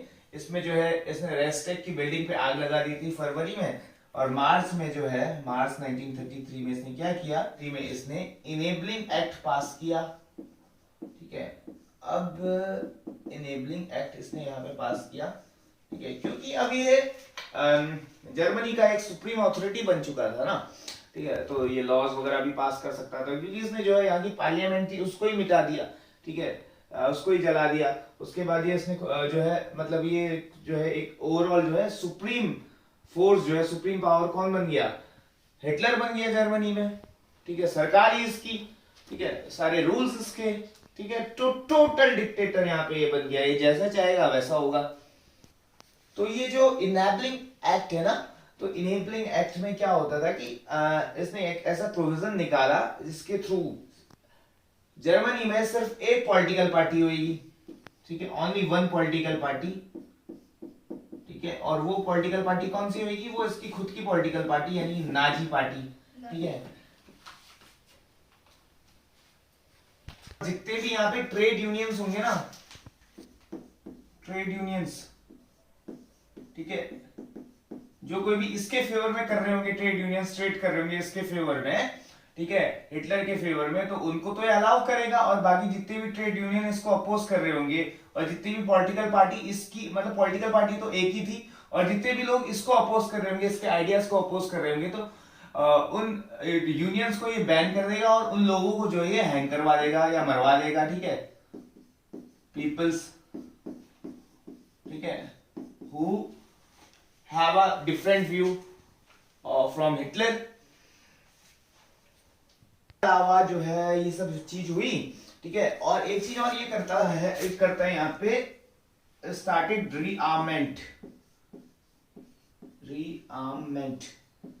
यानी कि हथियार वगैरह जो है ये ड्रॉप आउट करने पड़ते हैं ना ट्रीटी ऑफ वर्साइल्स के तहत, तो इनको जो है दोबारा से कलेक्शन करता है। ठीक है, खतरनाक वेपन्स का। ठीक है, क्यों, ताकि वो काम आ सके ना आगे चल के वॉर पे, वर्ल्ड वॉर 2 को अंजाम देता है ना। तो कहानी को थोड़ा सा आगे बढ़ाते हैं, और हमने देखा फरवरी में जो है रेस्टेक की बिल्डिंग में आग लगा देता है। मार्च में जो है ये क्या करता है, एक लॉ पास करवाता है। ठीक है, जिसके थ्रू सिर्फ एक पॉलिटिकल पार्टी होगी जर्मनी पे। अब जून पे चलते हैं, मार्च के बाद। ठीक है, 1934 29 जून। सो 29 जून 1934 को ना एक कुछ मतलब बेहद खतरनाक, रोंगटे खड़े कर देने वाला हादसा होता है यहाँ पे। ठीक है, जो मैंने बताया था कि इसकी एक पॉलिटिकल ऑर्गेनाइजेशन क्रिएट करता है। ठीक है, 1920 के आसपास एसएस। ठीक है, और मैंने ये भी बोला था कि काफी इंपॉर्टेंट है, वन शुड नो एसएस, और एसएस से पहले 1919 में एसए। ठीक है, तो one should know the meaning and full form of these political parties. एक ही पार्टी होती है, बाद में चल के इसमें तब्दील कर देते हैं। तो ऐसे मतलब होता है स्टर्म अपटेलन,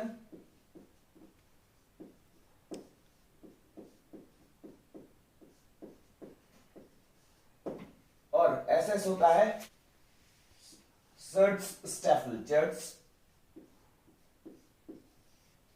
स्टैफल। ठीक है, तो देखा आपने स्ट्रम टेलन और सर्ट्सस्टेफल। ठीक है, 1919 में जो है इसका फर्स्ट पॉलिटिकल ऑर्गेनाइजेशन ये क्रिएट करता है हिटलर। ठीक है, और उसके बाद फिर जो है इसको तब्दील करता है सर्ट्सस्टेफल पे। ठीक है, 1920 में। तो मैंने आपको ये भी बताया था कि सर्ट्सस्टेफल वाले जो पीपल होते हैं, इनकी ड्रेस कोड क्या होती है, ब्लैक होती है, ब्लैक कपड़े पहनते हैं, और साथ में जो है रेड कलर का क्या होता है, स्वास्तिक का इनका वो होता है साइन। ठीक है,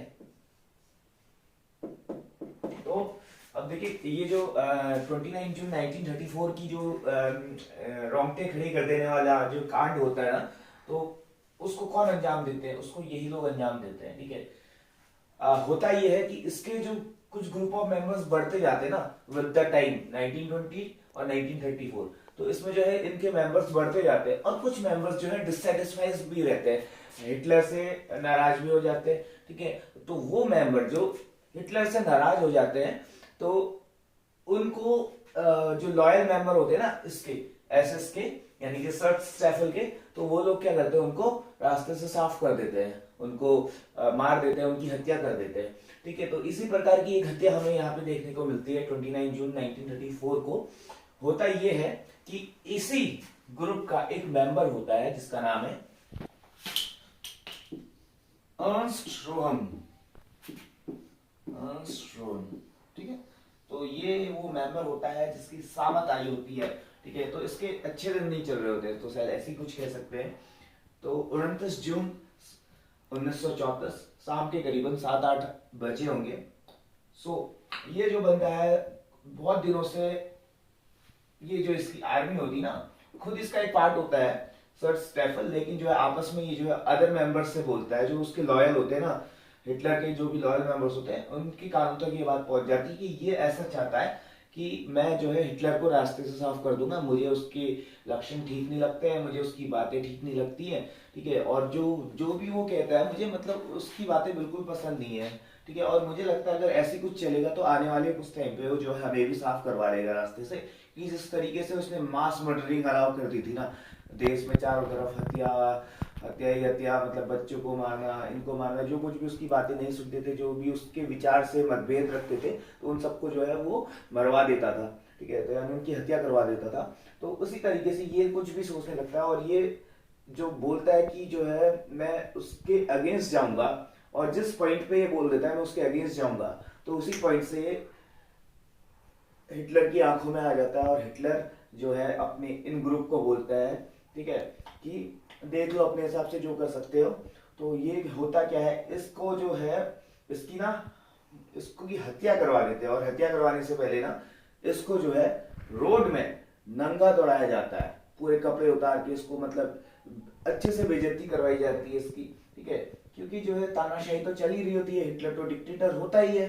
अर्नस्ट रोम जो है ना बहुत सारे तरीके भी अपनाता है हिटलर को डिथ्रोन करने के लिए, हिटलर को डिथ्रोन करने के लिए बहुत सारे तरीके भी अपनाता है, लेकिन अनसक्सेसफुल होता है, ठीक है। अनफॉर्चुनेटली अनसक्सेसफुल हो जाता है। और जो है ये बात जब हिटलर को पता चलती है कि कोई बंदा जो है अर्नस्ट रोम नाम का, ठीक है, मेरे ही ग्रुप का मेंबर है और मुझे ही गद्दी से हटाना चाहता है, मुझे ही जो है गिराना चाहता है, तो ये इसको साफ करवा देता है, सिंपल सी बात है।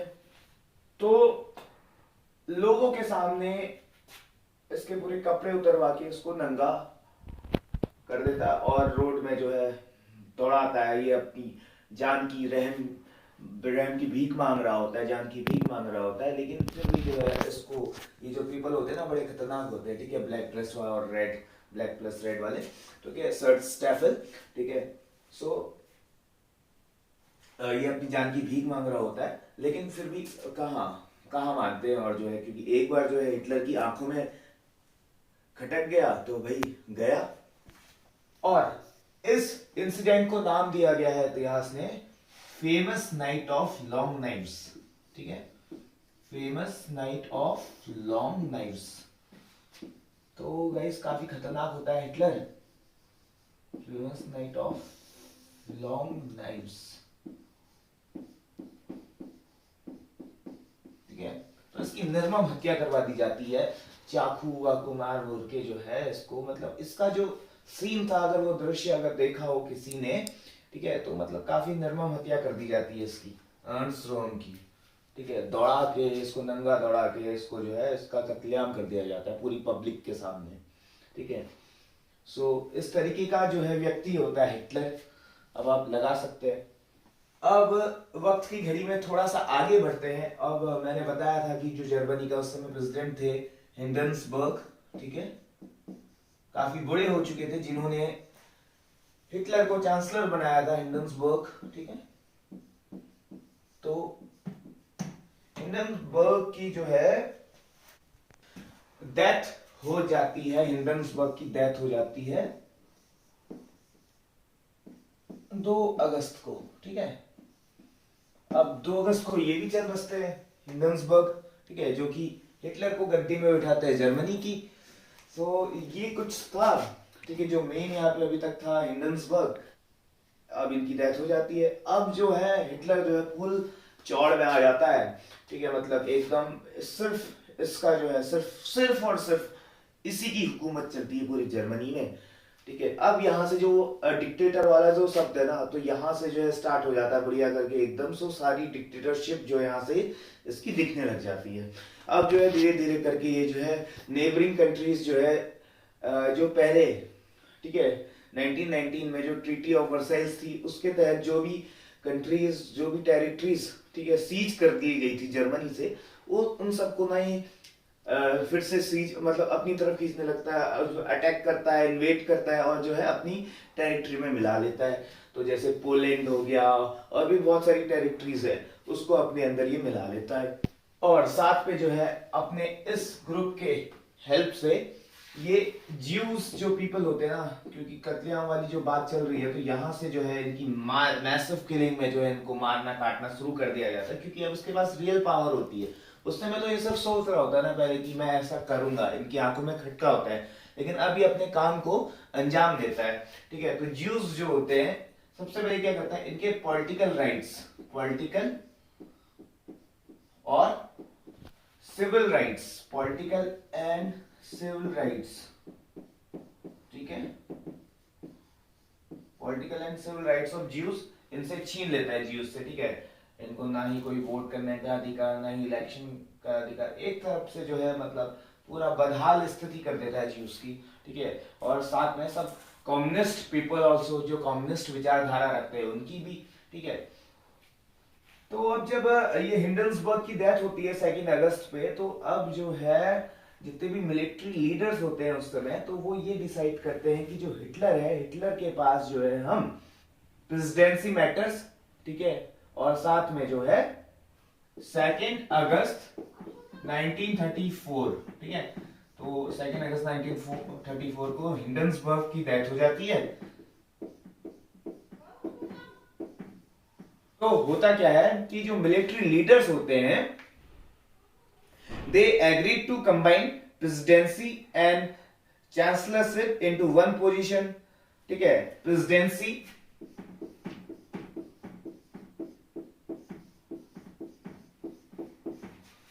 एंड chancellorship,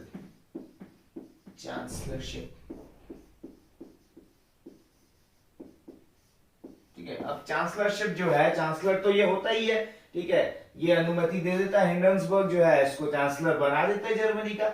अब इसकी डेथ के बाद, क्योंकि उस समय प्रेसिडेंट होता है, तो अब सवाल उठता है कि प्रेसिडेंट कौन बनेगा। तो प्रेसिडेंट भी जो है, जो यहाँ के मिलिट्री कमांडर्स होते हैं, तो वो भी कहीं ना कहीं हिटलर से इतना खौफ तो खाते हैं कि उसको ना तो कर ही नहीं सकते। अगर उसको ना कर देंगे तो हिटलर के पास अपना ग्रुप है ना, SS, बस बोल देगा कि जाओ और कर दो साफ।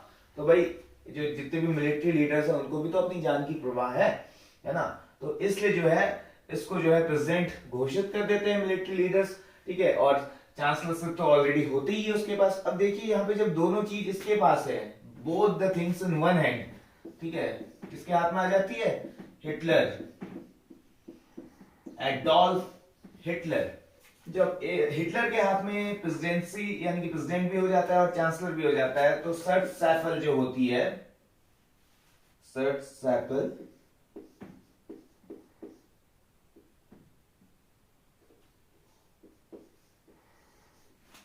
ठीक है। अब जाहिर सी बात है क्योंकि ये हिटलर का एक अपना पर्सनल ऑर्गेनाइजेशन है, तो जैसे ही 1934 में हिंडन्सबर्ग की डेथ हो जाती है, तो सर्च स्टैफल भी जो है मोर एंड मोर पावरफुल हो जाता है, ठीक है। और Schutzstaffel, the political organization of Hitler, started killing problematic members, ठीक है, प्रॉब्लमेटिक मेंबर्स, समझ रहे हैं ना, प्रॉब्लमेटिक मेंबर्स।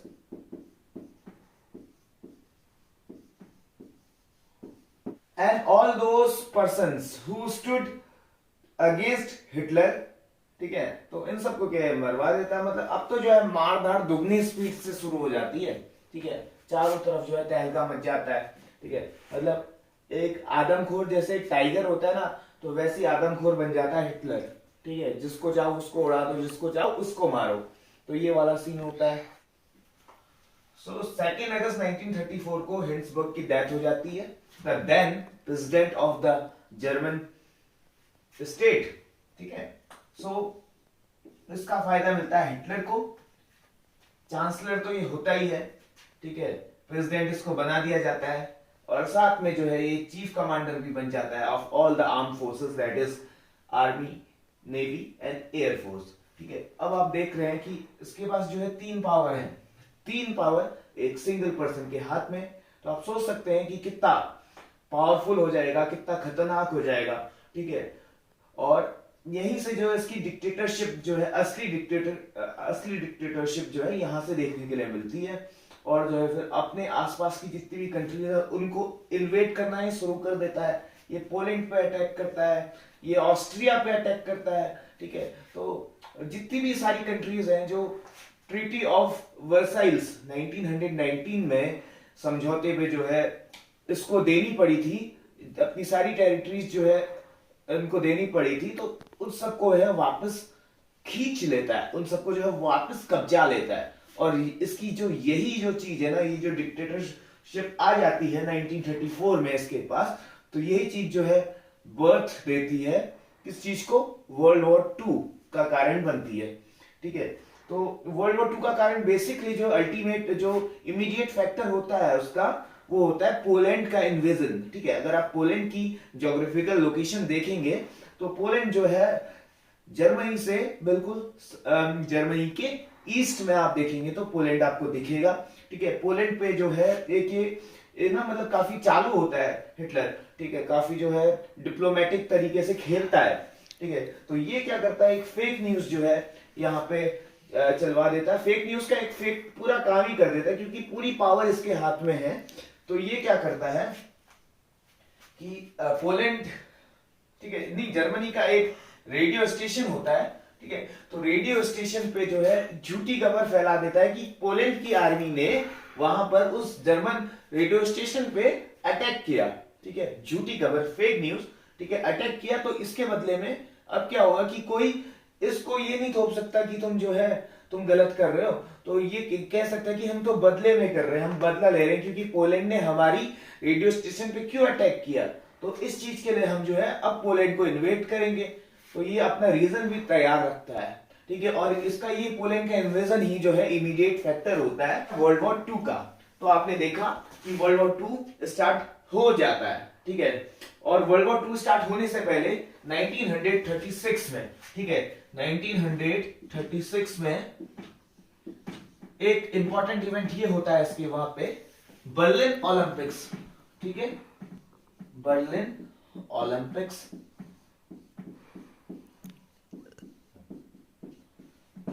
जिसमें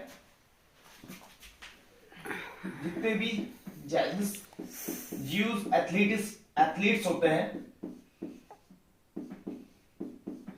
ठीक है, ड्यू टू रेशियल डिस्क्रिमिनेशन, ठीक है, इनको जो है जितने भी एथलीट्स होते हैं जो ज्यूज कम्युनिटी से बिलोंग करते हैं, उनको यहां पे ओलंपिक में पार्टिसिपेट नहीं करने दिया जाता। ठीक है, पॉइंट टू बी नोटेड।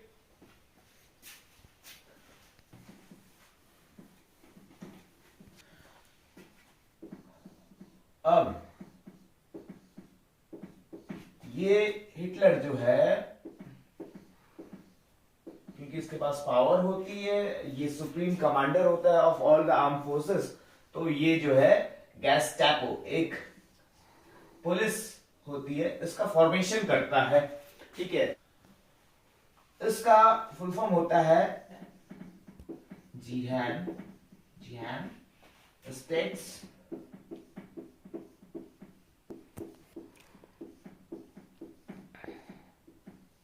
पोलाइस। ठीक है, अगर ये जर्मन लैंग्वेज में लिखा हुआ है जिहान स्टेट्स पोलाइस, इसका मतलब यही है कि जर्मनी की जो है स्टेट पुलिस। ठीक है, तो इस तरीके से आप समझ सकते हो, जर्मनी जीई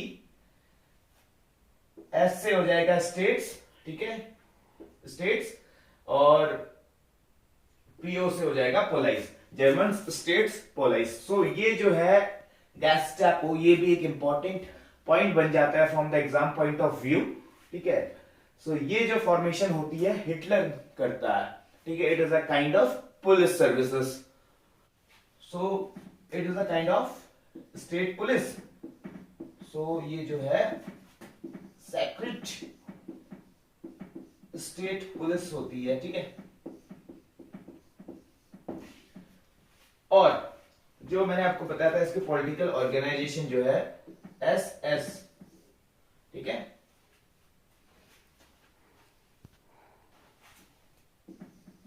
एसएस मतलब स्टैफल। देखिए स्टैफल जो है ये भी एक जर्मन वर्ड है जिसका मतलब होता है स्टाफ। ठीक है, सो सर्च स्टैफल का जो है पावरफुल वेपन हो जाती है कौन, ये जेहाम स्टेट्स पुलिस यानी कि सेक्रेट स्टेट पुलिस। ठीक है, तो अब जो है ये, क्योंकि मैंने बोला था जब हिटलर पावरफुल होगा तो उसकी ऑर्गेनाइजेशन है वो भी पावरफुल हो जाएगी, और इसके लिए जो है स्पेशली क्रिएट की जाती है ये जेहाम स्टेट्स पुलिस यानी कि गैस्टापो। ठीक है, तो आप ये भी यहां पर लिख सकते हैं कि it is arms of SS, मतलब आर्म्स ऑफ सर्च स्टैफल। ठीक है, सो आपने देखा कि फॉर्मेशन ऑफ गैस्टापो। ठीक है, आपने देखा बर्लिन ओलंपिक्स। ठीक है, सो बर्लिन ओलंपिक्स में वही रेशियल डिस्क्रिमिनेशन देखने के लिए मिलता है। यूएस प्लेयर्स जितने सारे होते हैं they are not allowed to participate in that particular Olympics। 1936 में होता है। ठीक है, ओलंपिक।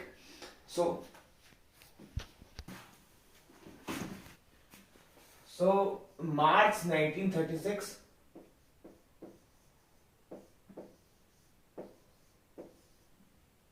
अब चूंकि हिटलर जो है एक सुप्रीम कमांडर है of the arm forces, president है जर्मन का, जर्मन प्रेसिडेंट और जर्मन चांसलर भी है। ठीक है, head of government, head of state as well as head of the arm forces. ठीक है, सो ये अब जो है ऑर्डर देने शुरू कर देता है। ठीक है, और ऑर्डर जो देता है मार्च 1936 को अपनी मिलिट्री को, अपनी आर्मी को। ठीक है, बोलता है कि राइन जो रिवर है, ठीक है, क्योंकि 1919 में ट्रीटी ऑफ वर्साइल्स में हम देखेंगे तो उसमें एक ऐसा प्रोविजन भी था कि राइन रिवर के आसपास, राइन लैंड में जितनी भी तुम्हारी मिलिट्री फोर्सेस हैं उन सबको आप खाली कर दोगे। ठीक है, वहां पे कोई भी जो आपकी मिलिट्री नहीं रहेगी, नॉट अ सिंगल पर्सन।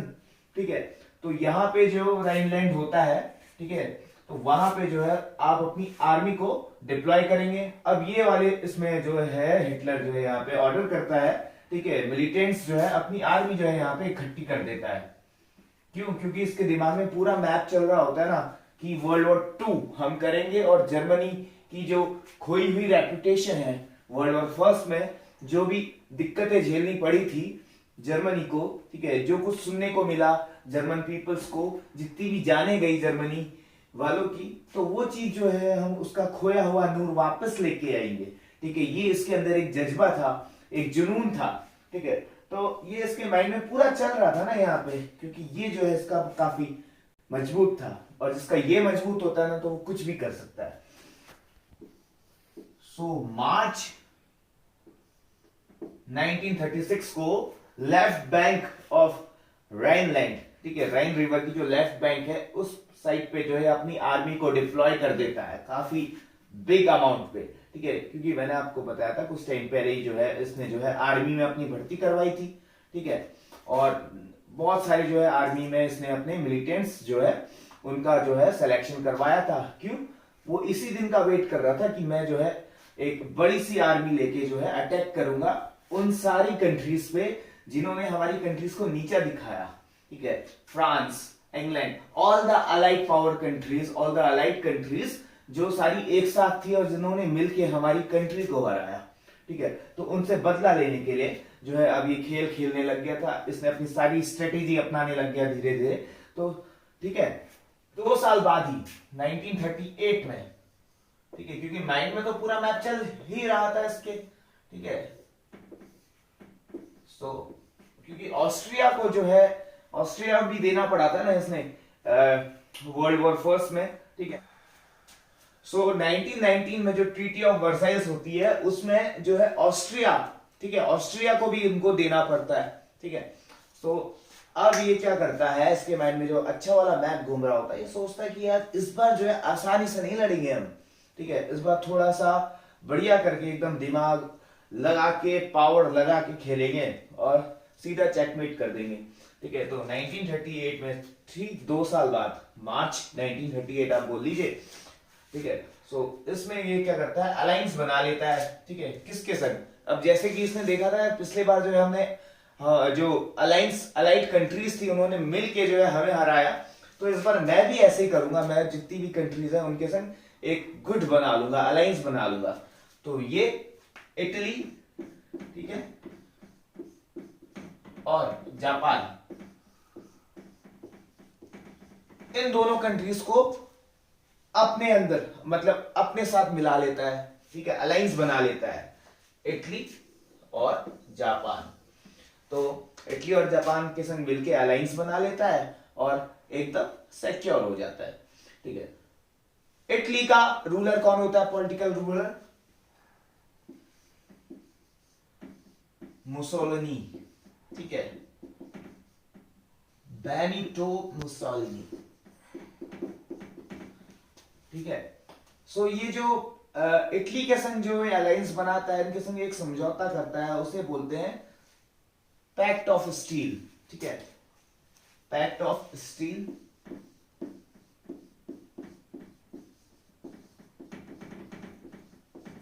ठीक है। मई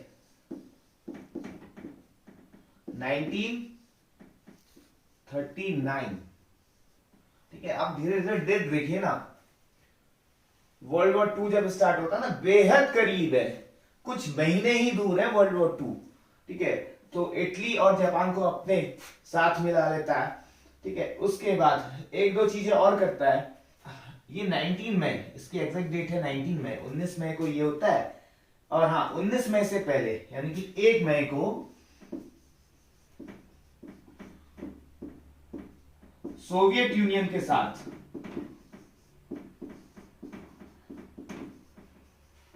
ठीक है, इसको कौन रिप्रेजेंट करता है, स्टालिन, ठीक है। सोवियत यूनियन के साथ नॉन एग्रेशन पैक्ट साइन करता है, ठीक है, यानी कि कुछ भी हो, मैं अफर्मेशन देता हूं, मैं आपको विश्वास दिलाता हूं कि जो है मैं एग्रेसर नहीं होऊंगा, ठीक है। अगर आपकी साइड से मुझे कोई रिस्पॉन्स नहीं मिलेगा जब तक, तब तक मैं भी कोई रिस्पॉन्स नहीं लूंगा, मैं आपको छूंगा तक नहीं, ठीक है। लेकिन ये बहुत बड़ा धोखेबाज होता है, ठीक है। ही बिट्रेड सोवियत यूनियन, ही बिट्रेड स्टालिन। ना सिर्फ स्टालिन को ये धोखा देता है, ये धोखा देता है ब्रिटेन को भी, ठीक है। तो क्योंकि इसके माइंड में चल रहा होता है ना, कुछ भी हो जाए मैं वर्ल्ड वॉर 2 तो लड़के रहूंगा और अपनी जो खोई हुई इज्जत है उसे वापस लेके रहूंगा, पूरी दुनिया मुझे सलाम करेगी। इटली और जापान के संग जब ये एक अलायंस बना लेता है, तो अलायंस बनाते ही ये ऑस्ट्रिया, ठीक है, ऑस्ट्रिया जो कि इसका नेबर कंट्री है, ऑस्ट्रिया को अनेक्स कर लेता है, ठीक है। देखिए ऑस्ट्रिया को अनेक्स कर लिया, ठीक है। सोवियत यूनियन के संग नॉन एग्रेशन पैक्ट कर दिया, लेकिन रियल में नहीं किया, इसको बिट्रेड कर दिया, ठीक है। सोवियत यूनियन पे भी ये इन्वेट कर देता है, ठीक है। तो ये जो नॉन एग्रेशन पैक्ट है इसकी धज्जियां उड़ा देता है, ठीक है। और ये स्टालिन कहीं बैठ के सोच रहा होगा, कहीं बैठ के सोच रहा होता हो कि यार इसने मेरा सही काटा, ठीक है। अब जो है सारी कंट्रीज इससे डर रही होती है, ठीक है। और जो बेनिटो मुसोलिनी है, ये तो इसके नक्शे कदमों पे चलता है, इसको अपना बड़ा भाई मानता है, जैसे जैसा हिटलर करता है वैसे वैसे बेनिटो मुसोलिनी भी करता है। और सिर्फ हिटलर की खौफ के कारण, हिटलर के डर के कारण जो है बेनिटो मुसोलिनी इससे जो है समझौता कर लेता है, इसके संग अलायंस बना लेता है, क्योंकि इसके अगेंस्ट जाएगा तो इसे पता है कहीं ना कहीं मैं मारा जाऊंगा, मेरी कंट्री को बहुत बड़ा जो है एक बहुत बड़ा जो है नुकसान झेलना पड़ेगा। और इन सबसे पहले, ठीक है, 1939 से एक साल पहले एक चीज मैं आपको बताना भूल गया था। 1938 में ब्रिटेन के पीएम, ठीक है, नाम है नेवाइल चैम्बरलेन।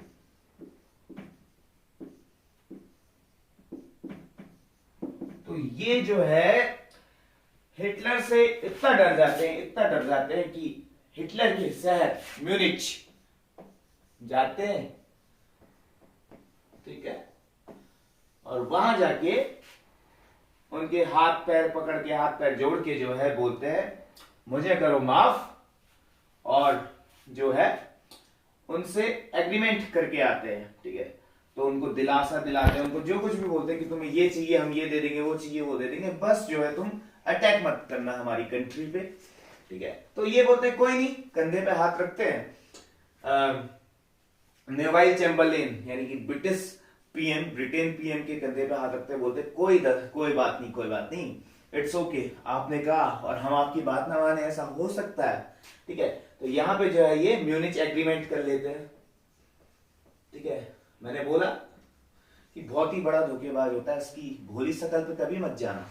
अगर नेवाइल चैम्बरलेन इसकी भोली शकल पे ना गए होते ना तो उनको जो है ये धोखा नहीं खाना पड़ता, ठीक है। तो ये म्यूनिच एग्रीमेंट जो 1938 में करते हैं, ठीक है, बिटवीन हिटलर एंड चैम्बरलेन जो है प्राइम मिनिस्टर है ब्रिटेन के, और हिटलर तो आपको पता ही है, ठीक है। इनके जो पीएम है ये दिलासा दिलाते हैं हिटलर को कि जो तो स्लोवाकिया, ठीक है, चेकोस्लोवाकिया जो है उसका जो है तुम उसको रख लो, पूरा का पूरा कंट्री रख लो, हम तुम्हें दे देते, लेकिन तुम हम पे जो है हमला मत करना, ठीक है। और साथ में ये भी बोलते हैं 1938 पे, हाँ, ये ऑस्ट्रिया पे कब्जा करने से पहले, साथ में ये भी बोलते हैं कि तुम जो ऑस्ट्रिया है ना, और ऑस्ट्रिया का नॉर्थन पोजीशन रख लो, ठीक है, हम इसमें भी कोई आपत्ति नहीं जताएंगे, क्योंकि ब्रिटेन जो है बड़ा भाई है ना फ्रांस का, और ये सारी चीजें जो है फ्रांस को दी होती हैं, ठीक है, और दबदबाव बनाते हैं, ठीक है। तो इन सब चीजों को जो है ये नकारता है और बोलता है कोई दिक्कत नहीं है, जो हमने आपको वर्ल्ड वॉर फर्स्ट में जो है हमने आपसे जोर जबरदस्ती करके आपकी टेरिटरीज ली थी, आप ले लो, हमें नहीं चाहिए, बस आप हम पे वॉर मत करना, हमारे साथ जो है मतलब हमारे अगेंस्ट वॉर मत छेड़ना, ठीक है। बिकॉज हमने जो है वर्ल्ड वॉर फर्स्ट पे बहुत सारा जो है इकोनॉमिक लॉस झेला है, हर तरीके का लॉस झेला है, and now we are not enough powerful, ठीक है, so that we can fight against you, ठीक है। और यही कारण था कि जो ब्रिटिश कॉलोनी थी इंडिया में, ठीक है, इन्होंने यहाँ पे भी जो है इतनी आसानी से खाली कर दिया, क्योंकि 1945 तक ये वर्ल्ड वॉर 2 चला था ना, 1939 में स्टार्ट हो गया था, 1945 तक वर्ल्ड वॉर 2 चला था, और देखा कि यार कंडीशन जो है हमारी ठीक नहीं है, क्योंकि हिटलर कहां छोड़ने वाला था, हिटलर ने म्यूनिच एग्रीमेंट की भी धज्जियां उड़ा दी, हिटलर ने नॉन एग्रेशन पैक्ट जो कि स्टालिन के साथ साइन किया था उसकी भी धज्जियां उड़ा दी, ठीक है, और अपनी जिद पर डटा रहा और वर्ल्ड वॉर 2 करवा के रहा, ये नहीं माना। तो देखा म्यूनिच एग्रीमेंट, ठीक है, non aggression pact,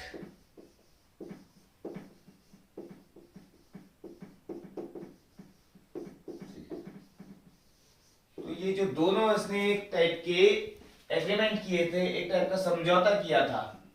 Munich agreement जो है ब्रिटेन के साथ किया था, ठीक है, और नॉन एग्रेशन पैक्ट सोवियत के साथ किया था, ठीक है, यानी कि रशिया अब जो है रशिया पे कब्जा करके, ये 1938 में किया था, ये 1939 में किया था, ठीक है। इसका जो एम था, इसका विजन था, एकदम क्लियर था, और वो एम क्या था world war two. World war two से मुझे याद आया कि आज डेट है 28 फरवरी 2022, सुबह के करीबन बज रहे हैं 3। ठीक है, और आज भी जो है एट प्रेजेंट टाइम जो स्थिति बनी हुई है वॉर की बनी हुई है, वर्ल्ड वॉर 3, वर्ल्ड वॉर 2 ये। ठीक है, 1939 से लेके 1945। ठीक है, अब जो है उस समय मैं तो था नहीं, लेकिन अभी तो मैं हूं 2022 पे, और ये जो है ऐसी स्थिति बनी हुई है किसके बीच में, सो कॉल्ड यूएसएसआर यानी कि सोवियत यूनियन वर्सेस इसका जो इसका जो वेस्टर्न पार्ट है यूक्रेन। ठीक है, यूक्रेन वालों की जो है अभी इसने स्थिति ढीली कर रखी है रशिया ने। ठीक है, और क्या कहते हैं कि यहां पे जो है वॉर की स्थिति बन ही गई है, क्योंकि यहां पे जो है करीबन, अभी मैंने देखा था न्यूज पे, करीबन 160 के आसपास जो है सिविलियंस की डेथ हो गई है, और ये जो है नंबर बढ़ सकता है, और इसका इंपैक्ट ना ही सिर्फ यहां तक रहेगा रशिया और यूक्रेन तक, इसका जो इफेक्ट है, इसका जो इंपैक्ट है वो ऑल ओवर द ग्लोब रहेगा। ठीक है, अब वो कैसे रहेगा आगे चलेंगे, आप वीडियो को लाइक शेयर और सब्सक्राइब करना ना भूलें। ठीक है, तो ये सब मैं आपको इसलिए बता रहा हूं क्योंकि ये काफी इंपॉर्टेंट है। ठीक है, और from every exam point of view, चाहे कोई सा भी एग्जाम हो, आपका यूपीएससी का, सीडीएस एग्जाम हो, आपका सिविल सर्विसेज एग्जाम हो, कुछ भी हो, रेलवेज हो, कुछ भी छोटे एसएसबी वगैरह कुछ भी एग्जाम्स हो, तो उसमें इनसे क्वेश्चंस तो आते ही आते हैं। तो ये था। और हाँ, वर्ल्ड वॉर 2 का आउटब्रेक कैसे हुआ था, पोलैंड। ठीक है, पोलैंड के इन्वेजन से। ठीक है, पोलैंड को इन्वेड कर लिया था हिटलर ने। ठीक है, 1939 1 सितंबर 1939। ठीक है, इस दिन से जैसे इन्होंने पोलैंड पे कब्जा शुरू किया, पोलैंड पे जो है इन्वेजन शुरू किया, तो यहां पे जो है फ्रांस और ब्रिटेन, ठीक है, दोनों से रहा नहीं गया, काफी टाइम से देख रहे थे। ठीक है, अपने आप को रोक रहे थे, और ऑल ओवर जो है म्यूनिच एग्रीमेंट में ब्रिटेन के प्राइम मिनिस्टर को बिट्रे भी किया था हिटलर ने। तो कब तक सहते, कब तक झेलते। सो फ्रांस और ब्रिटेन की एलाइड फोर्सेस ने वॉर डिक्लेयर कर दिया अगेंस्ट जर्मनी। ठीक है, तो यहां हियर वी आर। ठीक है, वर्ल्ड वॉर 2 का डिक्लेरेशन कर दिया है फ्रांस और ब्रिटेन ने, एंड अब जब डिक्लेयर कर दिया है तो वॉर तो होके ही रहेगा, और वॉर तो होके ही रहेगा ना, और वॉर होके रहेगा, और वॉर हुआ भी 1939 से लेके 1945 तक वर्ल्ड वॉर 2 हुआ। ठीक है, जिसमें अगेन जर्मनी जो है बहुत बुरे तरीके से हार गया। ठीक है, तमाम कोशिशों के बाद भी। सो ये था। आई होप कि आप सब ने इस वीडियो से कुछ ना कुछ नॉलेज गेन की होगी। अगर आपको ये वीडियो पसंद आई है, आपने पूरी देखी है, तो प्लीज लाइक शेयर और सब्सक्राइब करना ना भूलें। ठीक है, दिन है 28 फरवरी 2022 में, फिर से कह रहा हूं, इसलिए इंपॉर्टेंट है क्योंकि सेम कंडीशन बनी हुई है अभी प्रेजेंट सिनेरियो में बिटवीन यूएसएसआर एंड यूक्रेन। ये जो दो कंट्रीज है ना, इनके बीच का कॉन्फ्लिक्ट कहीं ना कहीं जो है वर्ल्ड वॉर 3 की सिचुएशन क्रिएट कर सकता है। ठीक है, बहुत सारे पॉलिटिकल एक्सपर्ट्स ऐसे हैं जिन्होंने ये डिक्लेयर कर दिया है कि वर्ल्ड वॉर 3 होके रहेगा। ठीक है, वर्ल्ड वॉर 2 का क्या कारण था, वर्ल्ड वॉर 2 का था invasion of Poland. World war 3 अगर होता है तो इसका क्या रीजन रहेगा, इसका रहेगा invasion of Ukraine bye Russia. ठीक है, तो ये चीज है। और वर्ल्ड वॉर फर्स्ट का क्या रीजन था, ये आप कमेंट सेक्शन में मुझे बताएं। और तब तक के लिए तहे दिल से धन्यवाद आप सभी दर्शकों का, और बाय बाय। लाइक शेयर और सब्सक्राइब करना ना भूलें। मैं फिर से कह रहा हूं, because it further motivates me to make more and more videos for you guys.